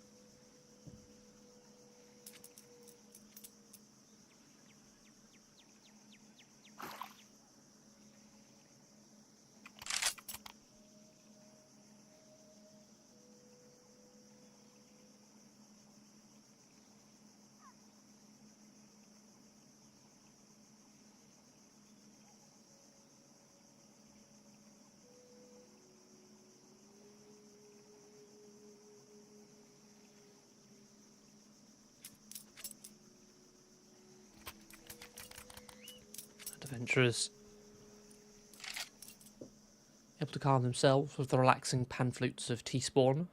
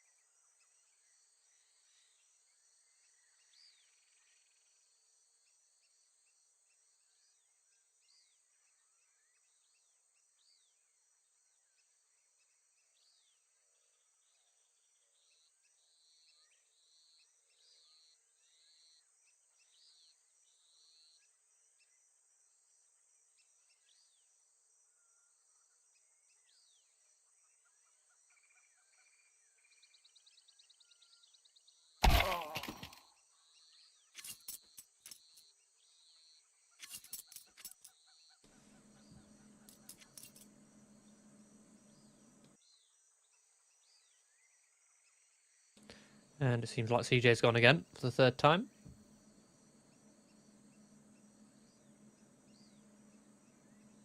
Hopefully we can get him back on the server so we can get back into this action.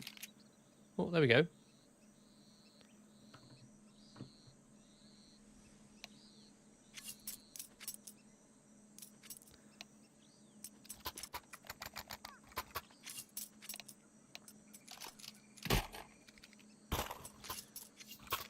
Okay, here we are. Kono starting to invest. The tech pause is over. Last time we had an elongated tech pause, Kono hit Adventurers with a fast-paced poppy play, which allowed them to convert the momentum from 7-0 down to end the half 7-5. Let's see if they can use this technical pause, this extended break. See if they can catch Adventurers asleep at the wheel as well. Again, this was 10-5, now currently 11-9.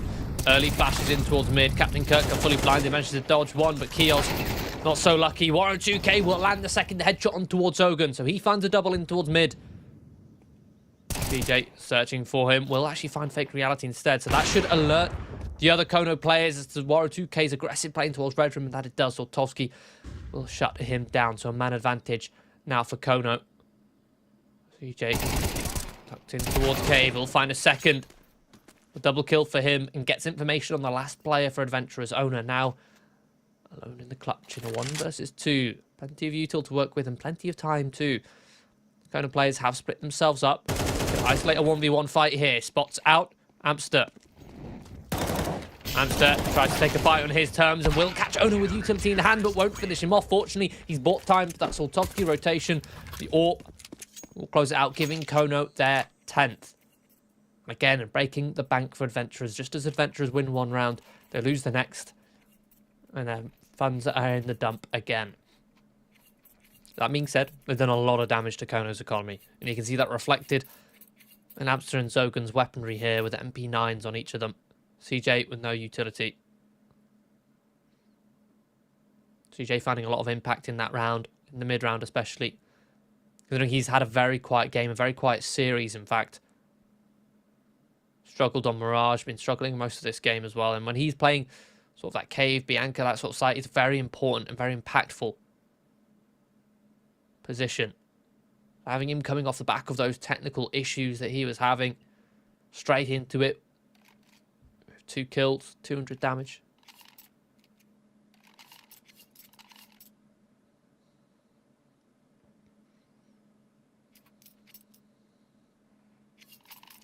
Adventurers, again, what sort of buy is this? Is this a half? Is this a force? Which is it? Because you've got 2 players forcing, 3 players halving. Waru2K and Haji with the AKs, the rest on Tech 9. The thing is, Haji's force still got 400 left over. It's like, is it a force or not? So I'm going to be getting aggressive in towards mid, but gets a lot of information. Spots a couple players out. MP9 now retrieved for Fake Reality. Man advantage for Adventurers. Flash in towards mid to try and allow Captain Kirk to go for a fight. CJ will actually pick off Kios.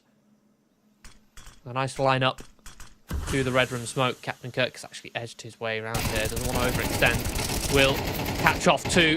Looking for the 3rd even. Haji back turned. Captain Kirk here. In fact, it's Amster to finish it off. A brilliant mid-round play from the IGL, digging deep. He's up to 28 kills, a 2 KD. Owner will find a bullet from Amster. Kono tie the score 11-11. Massive round from Captain Kirk. Zogan falling with that early information. Adventurers walking out mid. Captain Kirk deciding to disengage. Again, ready to be flashed back in. Again, disengages once more and finds the right time to strike, lurking around the edge of that donut smoke.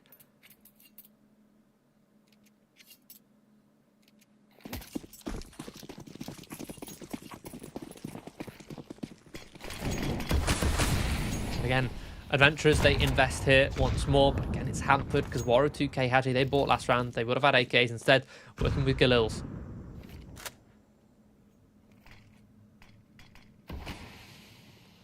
Galils with next to no utility. They're going to take middle with force. Kono playing passive. A smoke in towards Donut, but that's not going to stop Captain Kirk.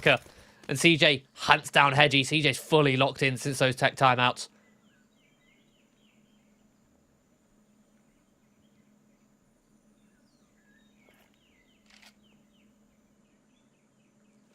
So 2-man advantage for Kono. Hamster spots pushing towards CT. Waro back turned, and exactly when Captain Kirker starts to make some pressure. Kiel's left alone now, 1 versus 4. Does not expect Zogan. Some beautiful mid-round aggression coming out from Kono. Piecing together the Adventurers T-side setup. Piece by piece. Play not been working. They've been being picked off one by one. So they're going to consolidate all their forces together. A 5-man pack. Ready for an all-in play towards B. But again, Kono are ready for this. They've taken mid. They're playing retake towards A. And they have 3 players set up, ready to defend this B site. Mollies come through. CJ fully blinded. The utility is good from Kono. It's got them an opening kill. That from Adventurers, sorry. Well orchestrated from Adventurers. You can see that their intention with those smokes, normally when you throw long and short smokes, your intention is to take cave as the tease, right? Because you can't defend the bomb site without having an extremity to defend it from. There's no cover on the site itself. If you have slope, you need at least something else. So they decide, with all of their players still alive, they decide 4 of them just to fight towards long. Fade that smoke. They do exactly that. And it works really well. The issue is Kono had all that information. They had 3 players stacked up. The boost enables them to get another pick. They end up going 2 for 2. The flank comes in so quick from Kono. But Kios will find it regardless.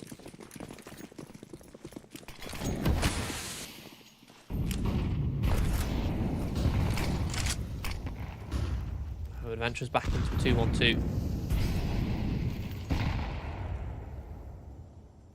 Kiel's going to be creeping out in mid.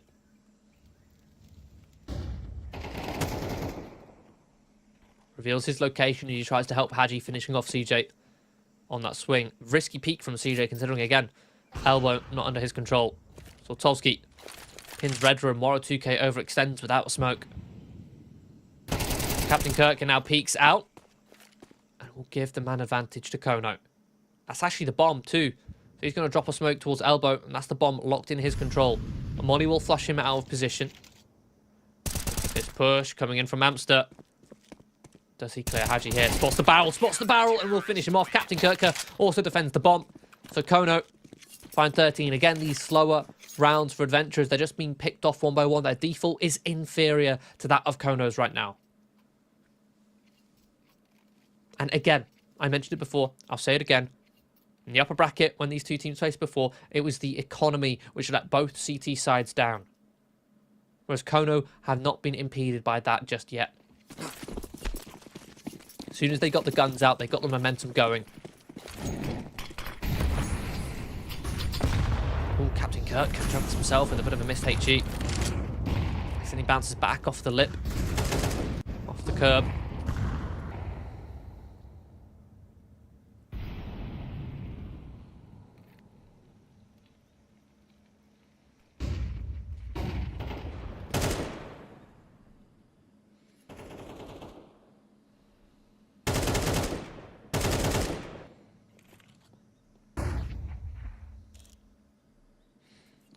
Tolsky currently just posted towards cave. Oh, missed shot. Ono will punish. Through the smoke of all things.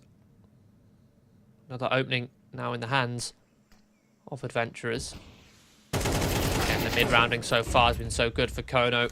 Captain Kirk has been getting away with a lot of picks here towards Donut, but this time it's not for free. This time it's a 1-for-1 to the advantage maintained. Kono until Zogan activates here with the AUG, but the AUG is not the weapon for that job. Not a clean spray on the second. So again, it's another 1-for-1 for Kono. Hamster now in the 1 versus 2. Smoked off towards Donut, will drop an incendiary towards the big box. HG as well. Missed shot from Moro. Bags him down low. to try and hunt for Haji, but too difficult an angle to hard clear.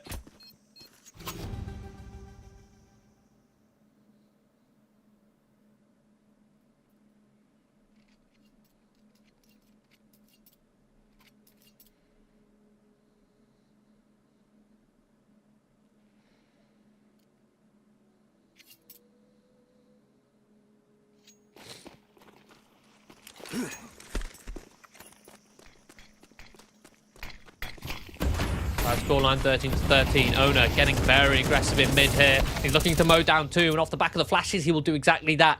Denies the run boost in middle. Another man advantage. Amster pushing in towards cave.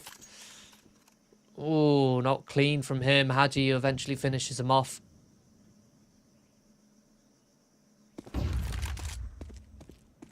Now into a 2 versus 4. We're all peeking towards mid, but again, Zoltovsky has his number. Back of that. Keel's going to react. They know the last 2 players found a couple of kills in towards Red Room, but CJ, early rotation, equalises the numbers into a 2 versus 2. Haji will make noise running out towards Heaven to try and pull a rotation. In fact, he's going to search. He's going to hunt. See what he can find. Single flash, no follow-up though. Zoltovsky can say, look, he's not continued to push in towards Donut. He's stalled. He's slowed down. Therefore, CJ won't over-rotate, but he has, at the very least, left this B-bomb site.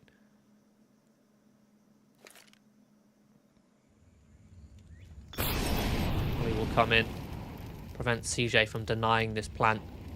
As the time ticks down, Fake Reality will spend that time clearing the bomb site and not planting it itself. Fake Haji, dirty lurk spot here, but Zoltovsky is actually passed right by. Fake Reality will find him.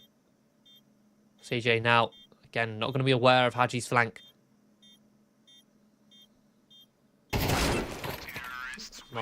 Not necessary. Fake Reality will find the 2 kills to close out that round. So 2-1 score. First half of overtime. Adventurers piecing together a couple rounds there. After Kono were very much in the driving seat throughout most of that second half.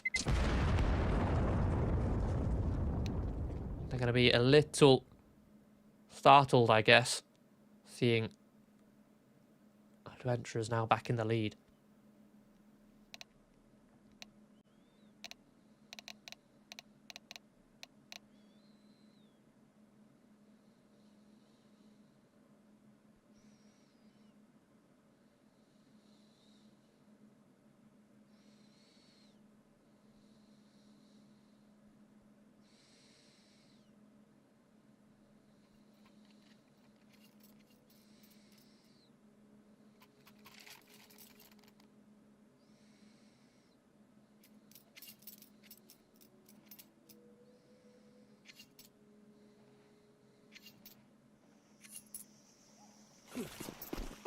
So the side swap over. Again, Cash not going to be of any concern to the CTs here. Adventurers actually going to be wielding a double orb. Waro 2K and Owner with 1 each. But Kono going to be going for this aggressive donut play again. CJ sprints in towards donut. But it's that secondary orb there posted ready for this. Waro has read this strat. Even reads the lurk of Zogan. Flash will come through. Fake Reality out of Temple under the cover of the big box. HE will soften him up. Now it's just Zoltovsky. Clutch scenario. Waro 2K will finish him off the double AWPs. Finding their impact for Adventurers as they get themselves onto map point here. Ready to take us to a third. Again, steal this pick away from Kono.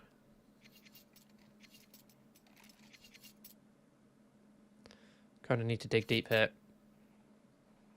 And again, I'll remind everyone, it's the economy management for Adventurers which let them down both before and let them down here as well.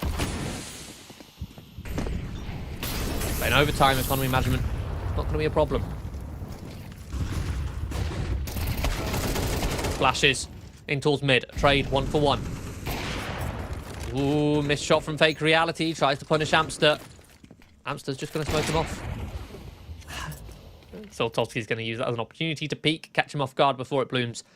So man advantage. Waro2k this entire time was in red room and hasn't peeked. Perhaps he was smoked off earlier. She can just sit and hide it.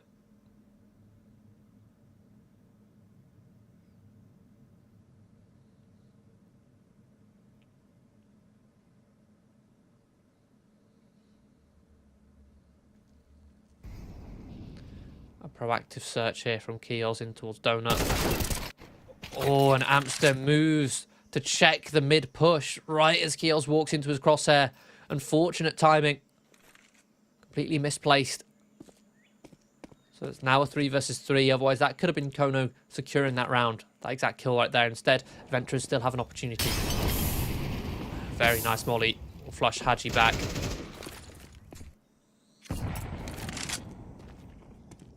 So isolated. Venturers now attacking this bomb site from 2 separate angles. Waro2k does have a very early flank here. Up towards the slope, which I very much doubt Kono will expect. He'll almost be able to piece together 2. He buys time for Keels to activate, but it's Soltovsky to close it out. Kono successfully trade out despite having a massive gap in their defense. So again, it's a 1-round game.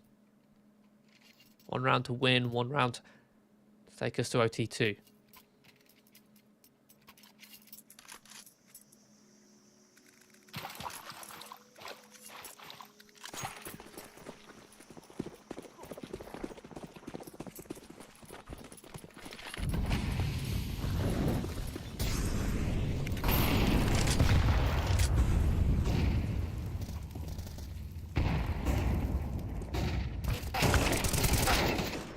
Lots of flashes. Allow Haji to go for the wide swing. But not all of the Kono players were looking towards the flashbang, so it's an easy trade.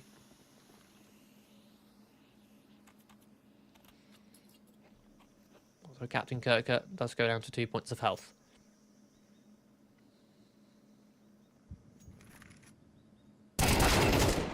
Oh, beautiful pre-aim from Amster. Traded by Keels. Again, it's information, and it's also the CT defense whittled down, thinned out somewhat. Oh, and Keels peeks out, catches the full HP player of CJ. Captain Kirker will trade again, still 2 points of health. Waro2k about to be peeking up in towards short. Now smoked off, bomb to be planted, they're actually going to creep their way through. Soltovsky turns around at the worst time, but still pivots back. 2 points of health into the 1 versus 1, and Fake Reality will close it out. A 2 versus 1 clutch there, trading out on towards that B-bomb site. Adventurers will steal Kono's pick, 16-14. That does mean we are going to be going to a 3rd and decider map of Dust 2. A couple key mistakes there from Adventurers, allowing Kono to take control of that map. Adventurers, to be honest, could have closed that one out earlier, but I'm impressed by the fact that they were able to turn it around in overtime. They were able to get back up on their feet once the economy was no longer ailing them. But that does mean, again, one more map. We'll be coming back into that map in just 9 minutes' time. So stick around. Don't go nowhere. We'll be right back.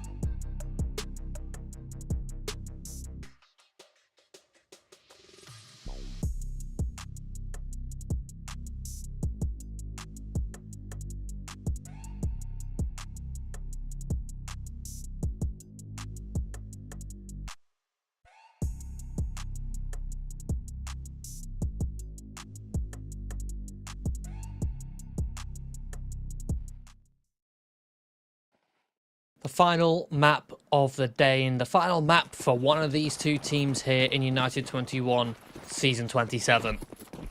So we enter Dust 2's knife round. Want to see who gets a start on what side. Dust 2 a relatively balanced map, but it still leans slightly towards that T side. Some teams do tend to actually start on the CT side of this map, even though it does statistically lead slightly more towards the T side. I'm just looking at some previous stats for these teams in terms of how often they played against each other. They haven't played Dust 2 against one another in the past 3 months. They played each other twice. As mentioned, this is a rematch of the upper bracket semi-final game between these two teams, where Adventurers came out on top 2-0. But again, that was Ancient Mirage. We've now had them split that, with Kono taking Mirage this time, bringing us to that Dust 2 decider. And the time they played beforehand in a different series, Dust 2 did not come into the veto either. So it'd be interesting to see where these two teams lie on this map. We already know that Kono are definitely comfortable on this one. I'm just looking at the exact stats. Yeah, they've got a 57% win rate in the last 3 months across the course of 7 maps. They play a lot more of a slower play style and relying on Soltovsky, although it's a map which he himself might not be so comfortable on, at least statistically speaking. Adventurers, though, they also have a stronger win rate, but it's over far fewer maps. 67% across 3 maps, so they've won it 2 out of 3 times. Now, I'm going to be entering this pistol round here, and Kono will start this one slow. Just grouping up in towards the doors, ready for a pop, but there is a stack here. Adventurers ready to counter. Kiosk fully blinded, ducks down in towards the pit. The Glocks let loose, and Owner will spin round and suddenly get 3. Hello? Where'd that come from? Haji now tucked in towards the car. In fact, Waru2K is sat there ready to bait for him. But it's just CJ now left alive. And Haji will mow them both down. To Adventurers. Get that 2-0 start. Oh, 1-0, sorry.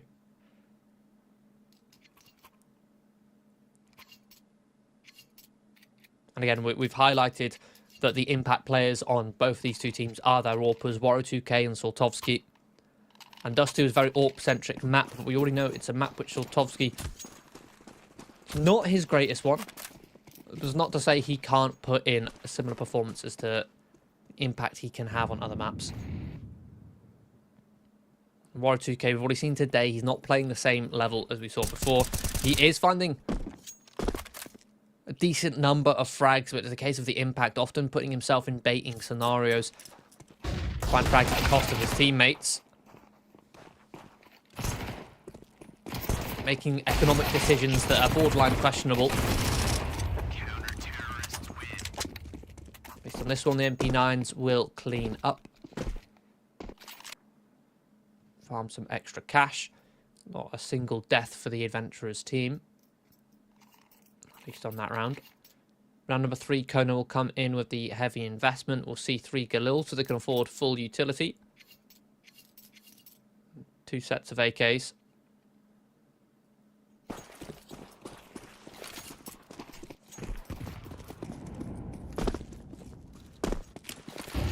They're all going to be fighting, brawling even towards long.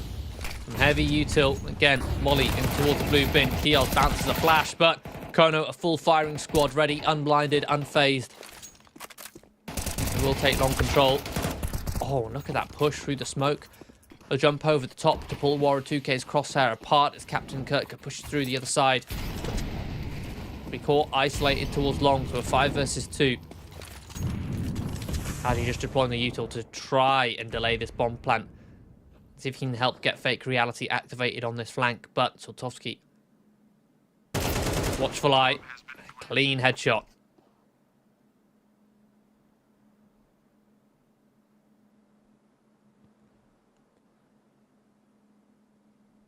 Now just Haji.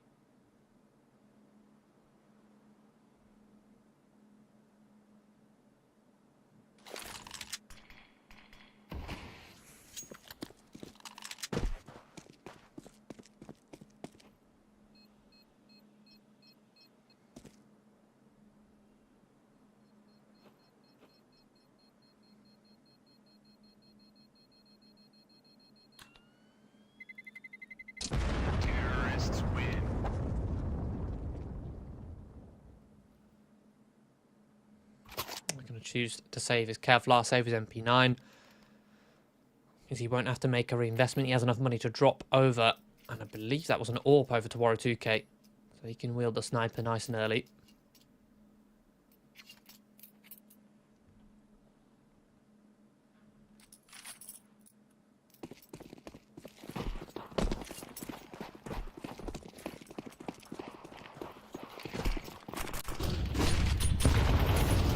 Again, long control on the card, and it's Amster find 2 quick openings.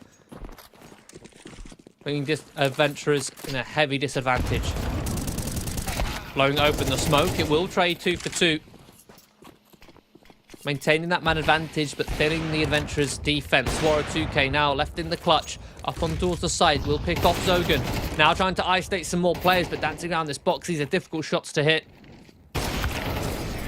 Oh, and misses the sitter as well. Kono will tie up that scoreline, but more importantly, break the bank for adventurers, giving Kono full and complete control of the economy.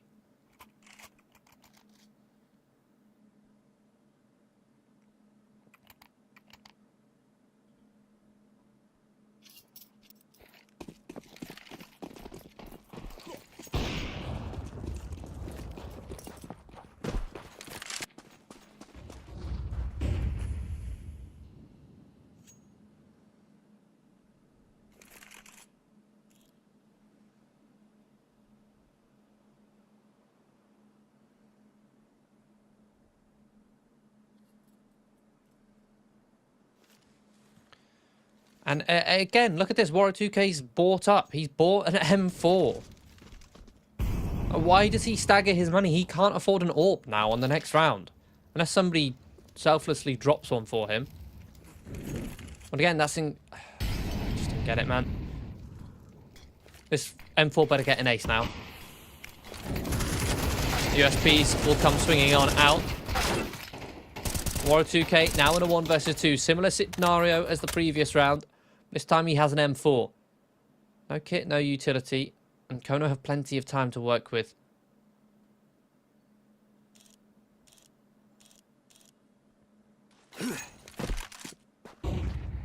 Lovely flash. Now Captain Kirk can try and take a fight. Sultovsky whips out the AK. Try and maximise that trade potential. Smoke on the cross. Warrow finds one. Dances and finds a second. The M4. I eat my words. Finds a 1 versus 3 clutch to close out that round. Even picks up the AWP for to save it the trouble. Massive impact on the young Ukrainian.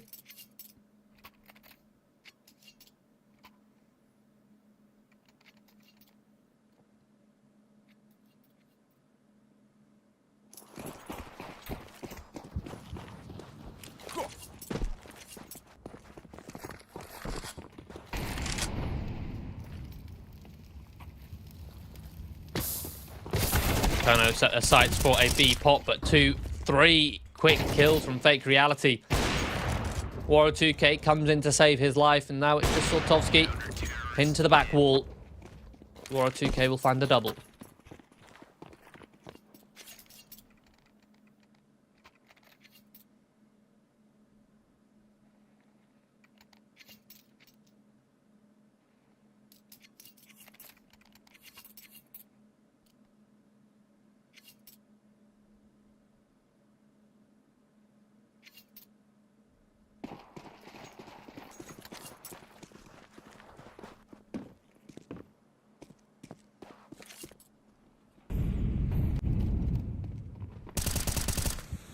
Now Kono are the ones on the eco. Adventurers will spread themselves out to hunt for these eco frags. Try and dispatch of these pistoling players.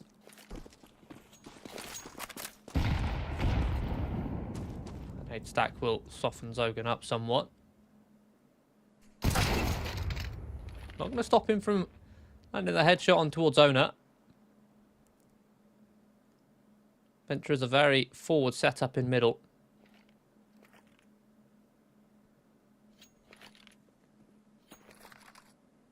In a run boost here. Big wide strafe. But Zogan on such low HP. unable to finish off Keels. It's a quick transfer for him. Leaves CJ. A nice P250 Sanjun. 1 versus 4.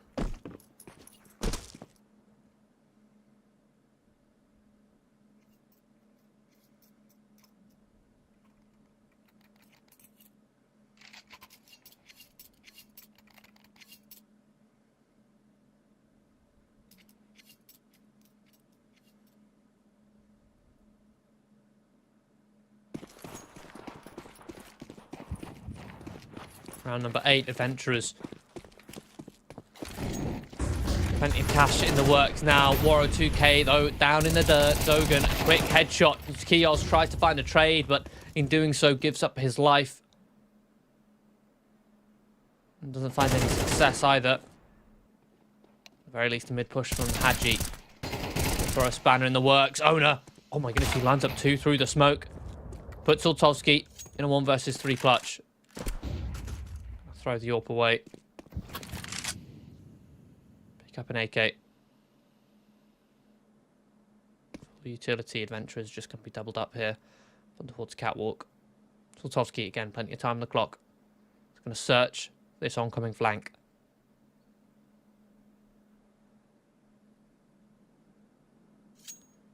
Sees no playing. Oh, turns around right as they walk through the doors. This timing is going to be a desk slam moment for Sultovsky.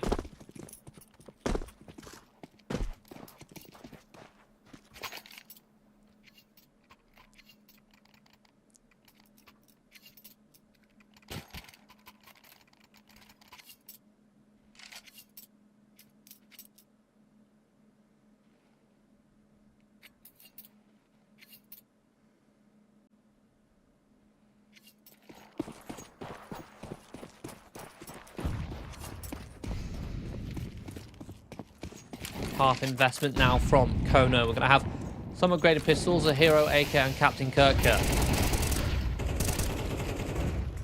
And that AK is going to be immediately dropped. This time Adventurers successfully hold long. Again, they've been losing a fair few picks there early on. Amster catches Waro 2K lacking. Out on short on Catwalk, all on his own. The rest of Adventurers will do their part to put it down into a 1 versus 4.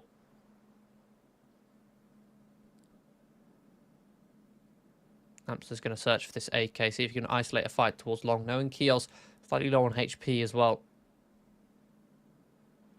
This is a difficult angle to deal with. He checks behind the door. Keels will collect Zogan.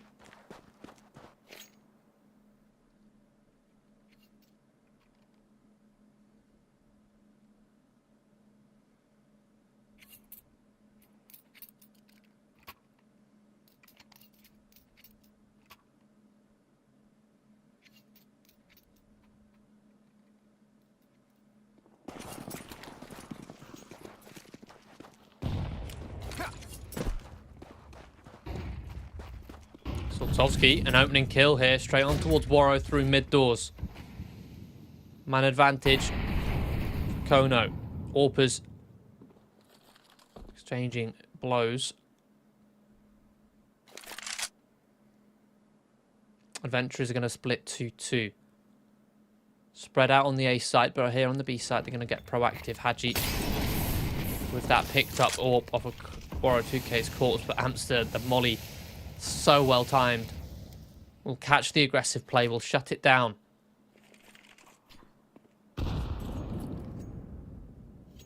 Keeps Adventurers at bay. Keeps them blind. And now they're going to adjust. They're going to rotate an extra player over. Owner will come in towards CT. And that leaves just one player towards A to defend in Keels. As Owner tries to come in, he is decapitated. Captain Kirker with 2 clean headshots. Looking for more. Jumps down. Even finds a third. Looking for the 4th.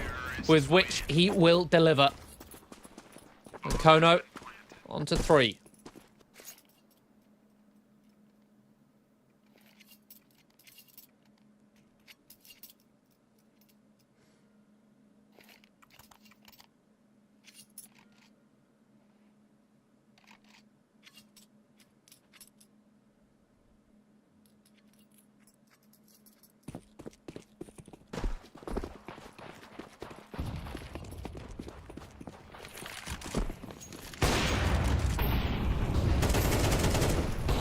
Another opening, another brawl towards long. Kono using that spawn and getting themselves a man advantage. But again, it's all about the mid-round for Kono right now. The mid-round where Adventures have been able to trade out by taking scrappy fights.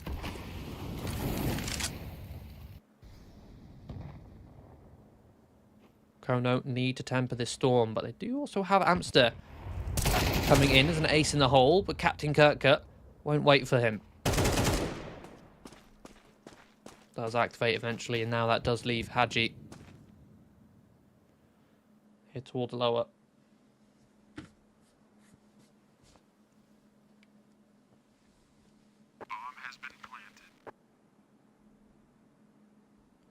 Clutching onto this M4.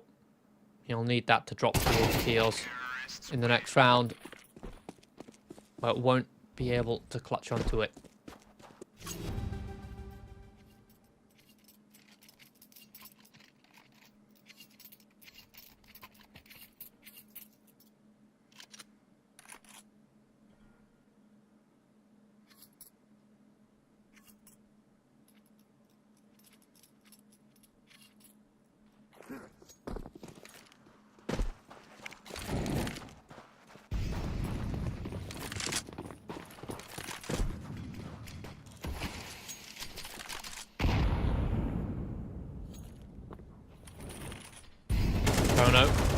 A bit of a slower default here. Again, they've been bombarding long control. Adventurers, last round of the half, they have to force 3 M4s from Ass, Deagle, very weak utility. Kono intend to exploit by maximising their utility usage in comparison, clearing out all these potential forward positions. And Adventurers, they can either play to block, in which case they'll run out of utility for the late round, or they can play aggressive, in which case Kono can clear them out with the utility with a methodical approach.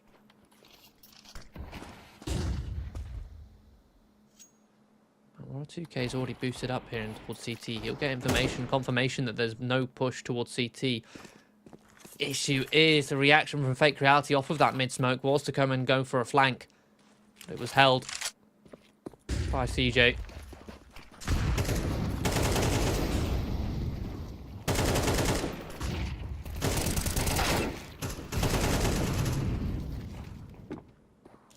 Kono collapse on towards this A bomb site again. No counter utility for Adventurers to stop them. Haji 1v3 will finish off Zogan with a Famous. But at range, can't deal with the AK of CJ. Another 7-5 half here in favour of Adventurers. Momentum towards the end, leaning towards Kono. That spree of 5 in the middle from Adventurers came off the back of a 1v3 from Waro2K on a Hero M4. They gambled everything to get that one round. And when I say everything, I mean Waro2K forced up. He sacrificed his ability to get an AWP in the following round to be able to afford that M4 for that clutch.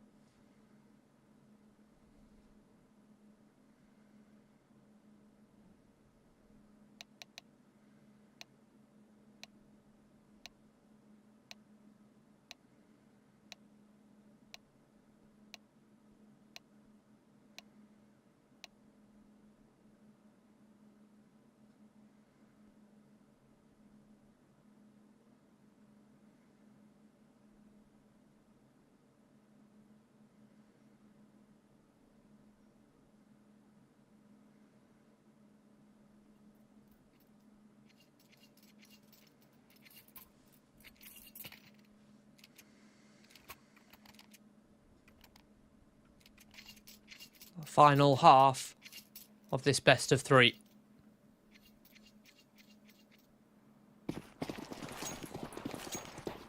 Kono, we've got the Julies on Amster, smoke and a flash. 4 sets of Kevlar. Adventurers grouping up 3 in towards the tunnels. Currently a default spread with 3 tunnels, 1 top mid, 1 T spawn. And then look to split mid-control with the smoke towards doors, molly towards short.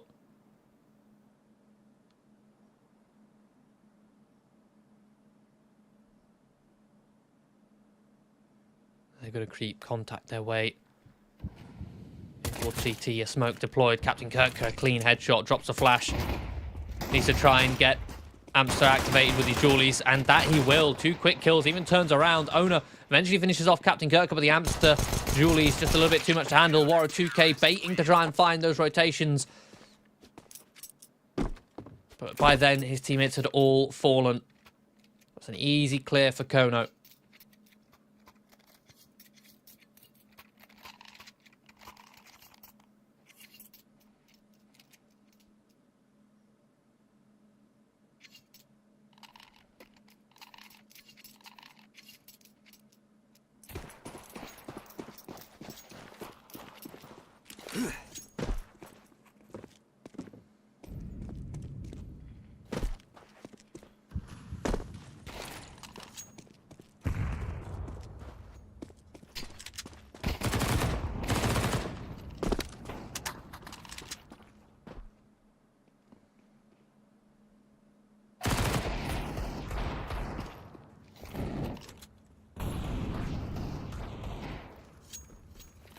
Adventurers.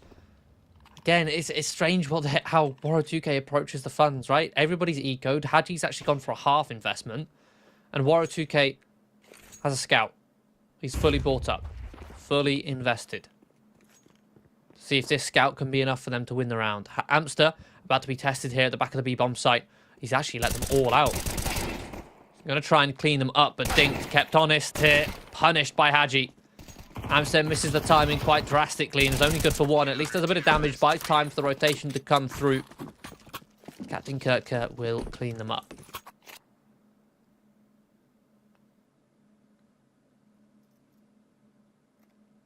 So we're looking at a tied scoreline.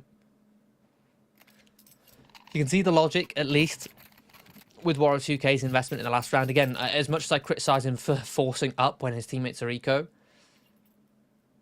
on Dust 2, going for the scout kind of makes sense because you can still get a scout on the gun round with how cheap it is. He's done exactly that.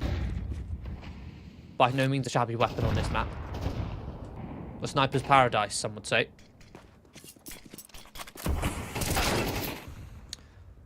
So not paradise for Zogan. As Kios tears his head off, gives Adventurers that man advantage as they walk their way in towards this A site. Kono not in a position to contest to prevent them getting up. And we trying to establish a trap from Waro2k. There we go. The scout active. Finds the flank. CJ dealt with towards Gandalf. Soltovsky, Amster will likely have to look to save here.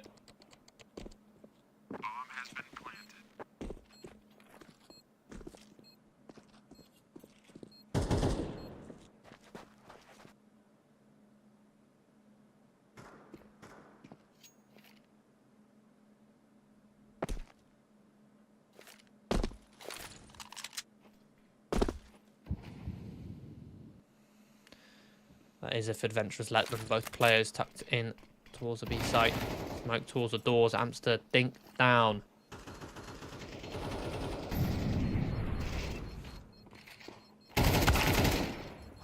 Reality fully running through the smoke will actually find Soltovsky. Finishes him off. But no weapon saved for Kono. A harsh financial reset for them. Got a choice to either force or go for a save here. If they go for a save, they can still afford the odd pistol. Soltovsky actually, I was about to say, could afford to go for like the SMG, but he wants to keep enough for an AWP. They are going to go for a full eco, just a deagle, B250 and a flash. They're going to be stacking up on this A-bomb site. Soltovsky going for that deagle play up towards Catwalk. The rest of the USPs flashed in towards long. Adventurers taking map control with pace. No fear up against these pistols.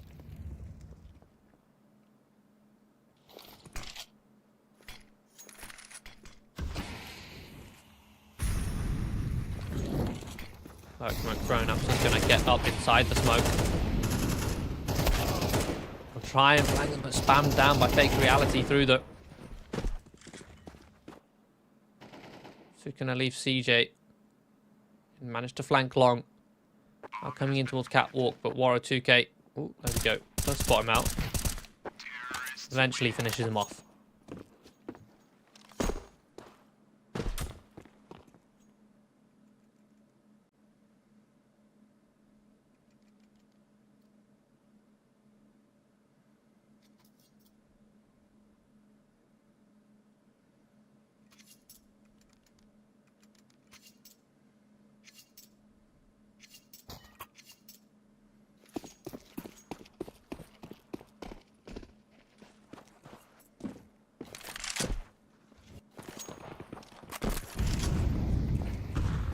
Very fast default here for Adventurers. Sprinting through tunnels. 1 minute 40 and they're already at the mid doors, having taken tunnels control. And they're not looking to waste a minute. Going straight through this smoke, catching Soltovsky off guard with a 2-man peek. But already the AWPer of Kono nullified. Kono coming to this round. They were relying on that AWP to be the heavy investment. As you can see, the rifles aren't laden with utility. Captain Kirk is down to an MP9. MP9 doesn't find any impact, but at least it buys time for Amster to find a trade and get a double kill in total. Giving Kono actually a man advantage here with Zogan coming on the flank. A 2-man push towards long. That leaves Amster tucked towards this back site as the smoke fades towards tunnels. He will get domed by Waro. Waro looking to try and isolate a fight here. Kono's low on bullets. That time reloading is time that Kono can close the distance. A 2-man peek comes out through window, but it's not clean. Waro 2K fluffing the spray. Needed to hit that headshot immediately to then reposition for the 1v1.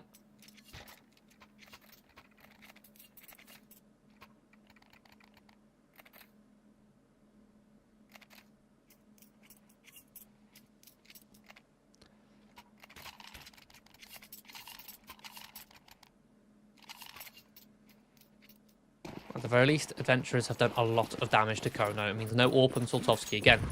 The big threat, the danger man, here on this map. Deep flashes. Blind Kono as they fight towards long, but counter flashes. They're going to mow down 3. Looking for a bit more, but Kios will find the double. But blink and you miss it. He's the only player alive on his team now. In a 1v3. 3 of his comrades decimated towards long. The lurker in mid also dealt with. Captain Kirk now has him pinned in towards long. Easy finish, an easy off angle. Tied that score 9-9.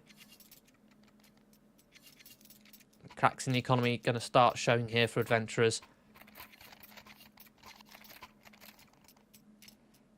But they do love a force bite. It's not even that. It's a half investment. It's 2 players somewhat forcing. I mean, they've gone down to 1,500, but they don't have full round loss bonus. They don't get 2,400 next round. Their buy is going to be in shambles. You might as well have forced.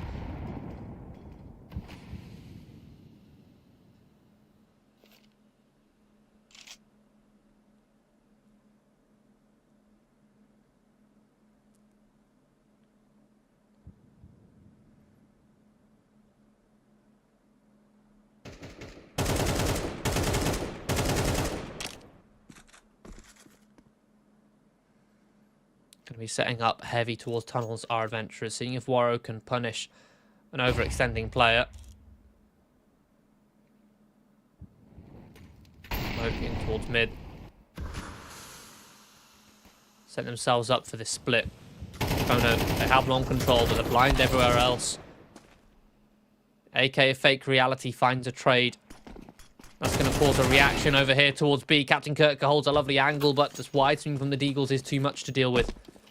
And just like that, with 1 AK, 1 Deagle, Kono are likely forced to save here. This is one of the annoyances of Dust 2. One of the reasons why it can be so punishing on that CT side. Adventurers had 3 pistols this round. All it took was 1 AK to get a kill. 1 pistol. It's round over. CJ is going to stick around with his MP9, see if he can farm some cash. Don't really care about saving that one, but I believe his barrel or his leg was spotted as he shuffled into that corner.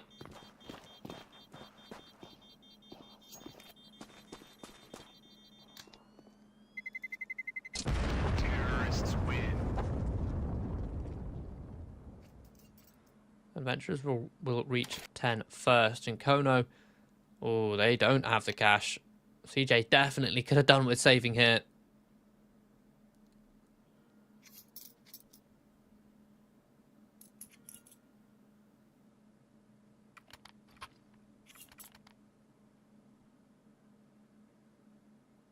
Another technical pause.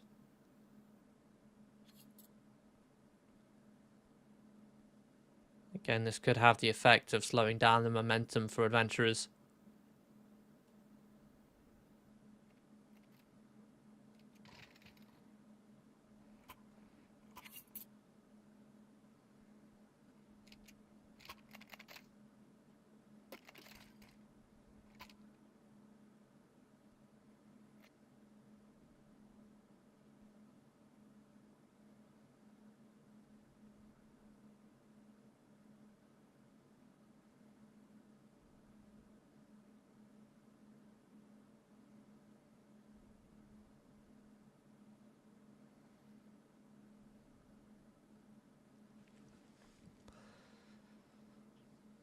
Kono figure out what to do with their funds here. They're going to be going for 3 M4s.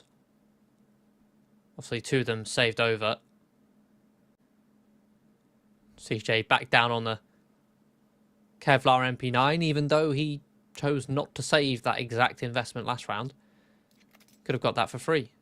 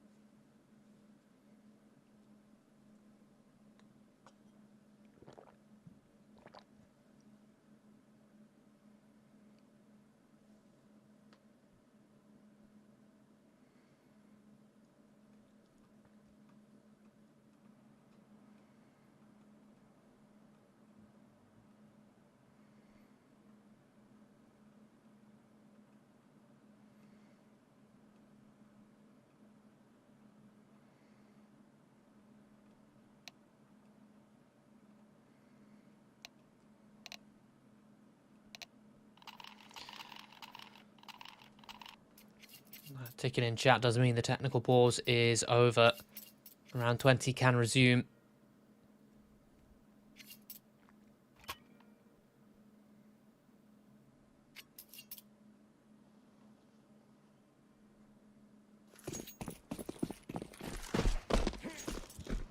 Oh, missed boost.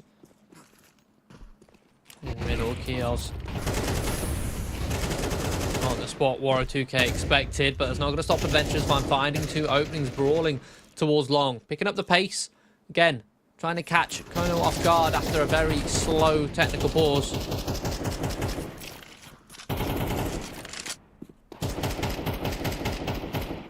Kono with a 2-man disadvantage are going to be clearing out tunnels. Question is again, are they just going to elect to save here towards T-spawn? I'm going to give this a go. Adventurers have plenty of time to sit back and wait for Kono to make a mistake.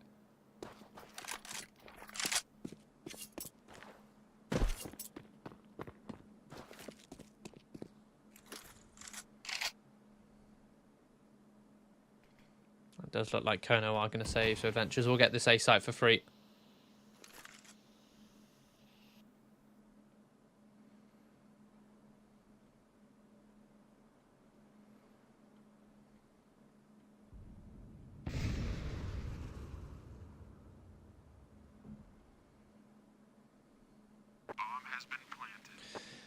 Waro2k is hunting with an AWP. Again, the financial decisions that this player makes baffle me, because if he hunts with this AWP and accidentally loses it, that's now an AWP which Soltovsky can pick up, which he won't have the next round. You do not want the CTs to have an AWP.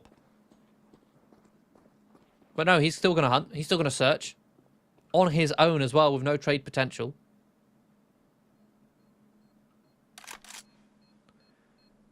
Thanks. You could tell he's thinking better of it there by tucking, but no, he's now tempted, incentivized, tantalized. He'll actually find frag onto Soltovsky.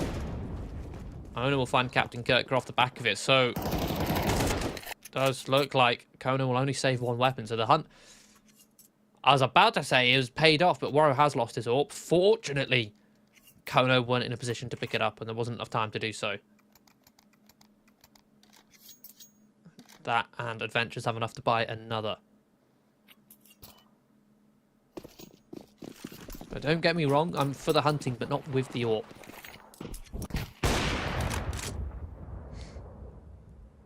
Well, 2K just boosted up in middle here, searching. See if he can find a frag. HE's in towards lower, both missed their mark.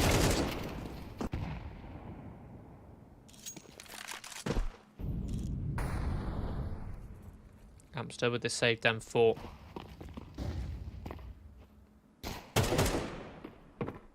Has found the time to get towards the top of mid. But that's when Haji comes flooding out of underpass. So Adventurers are going to meet 12 first.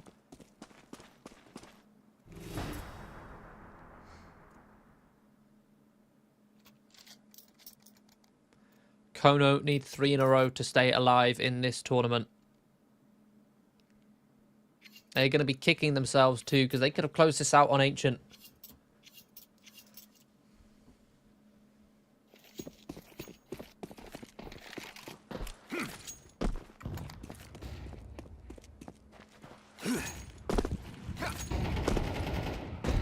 Early long smoke, early flashes, but it's Zogan and Captain Kirk will find a couple of openings. Haji shut down towards long. Kios going for a lurk in middle. It's found by Captain Kirk. Captain Kirk even going to find a second here. Make it a third. They just peek one by one into this rifler. Okay, just feed him a 4K there. Adventurers, one at a time, taking their turn to take a fight against Captain Kirk in a fight which he already has the advantage in that 1v1. He could be at any position, stood anywhere. He knows that you have to be in that narrow choke point if you peek him.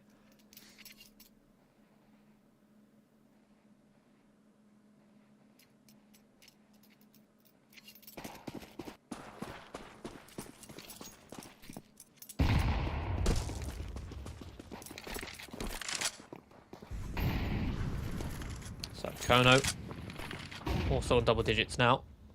Adventurers go back to the standard default, clearing out lower tunnels. Waro2k posted top mid with the AWP. Kios holding long.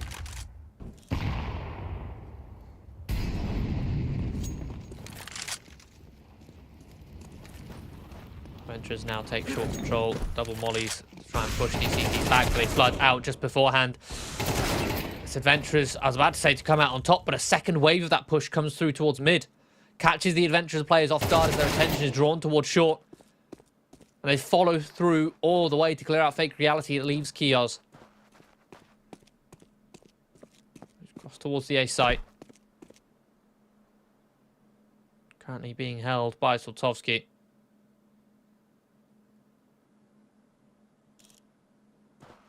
Spotted the head, will fall back. Drop a Molotov too.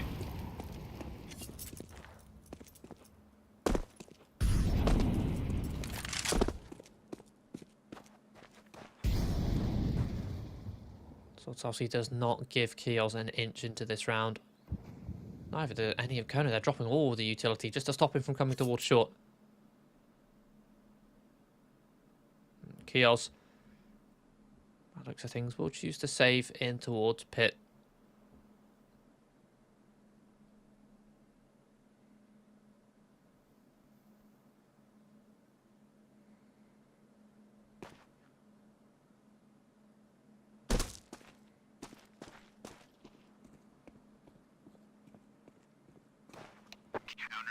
So this is a one-round game, 12-11. Again, all the rounds. Will we go for another overtime? With overtime on the last two maps. Only fitting if we get a third.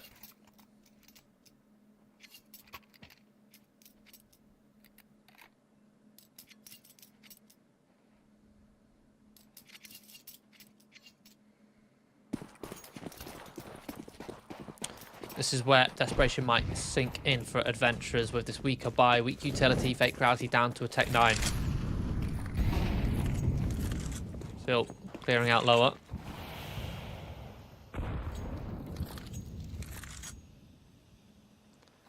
They're going to go straight through the mid-door smoke this time. Question is Captain Kirk ready for it? Doesn't decide to go for a swing, knows that likely to be held by Waro 2K. What a brilliant read. That could have been the round all falling apart there if Captain Gurkha had peeked. But instead, he sticks around, waits for that overextension. Man advantage for adventurers though, and they are already starting to crunch here. Towards this A site. Waro peeks before the flash. CJ caught turning from it. Tultovsky traded on the site. 4 versus 2 now for Kono. Try and keep their hopes and dreams alive. Getting revenge, but oh no, we'll just cut down this flank. It's now all on the captain. But he will go down with the ship. 13-11 for adventurers. Kono put up a much better fight here than they did in the upper semis, but they still fall victim. We don't go overtime on the third, but adventurers, they fight, they brawl, they battle hard. The unpredictable nature of their purchases, of their scrappy style of play, made it hard for Kono to predict, to read them quite so spectacularly. So instead, we are going to be seeing adventurers go through to that grand final to have a rematch of the upper final up against Viperio. And that does mean Kono bow out in third place. That's us done for the day. Make sure to catch that grand final, Viperio versus adventurers, tomorrow morning at the same time. I've been Timo. Thank you all for watching, and goodbye.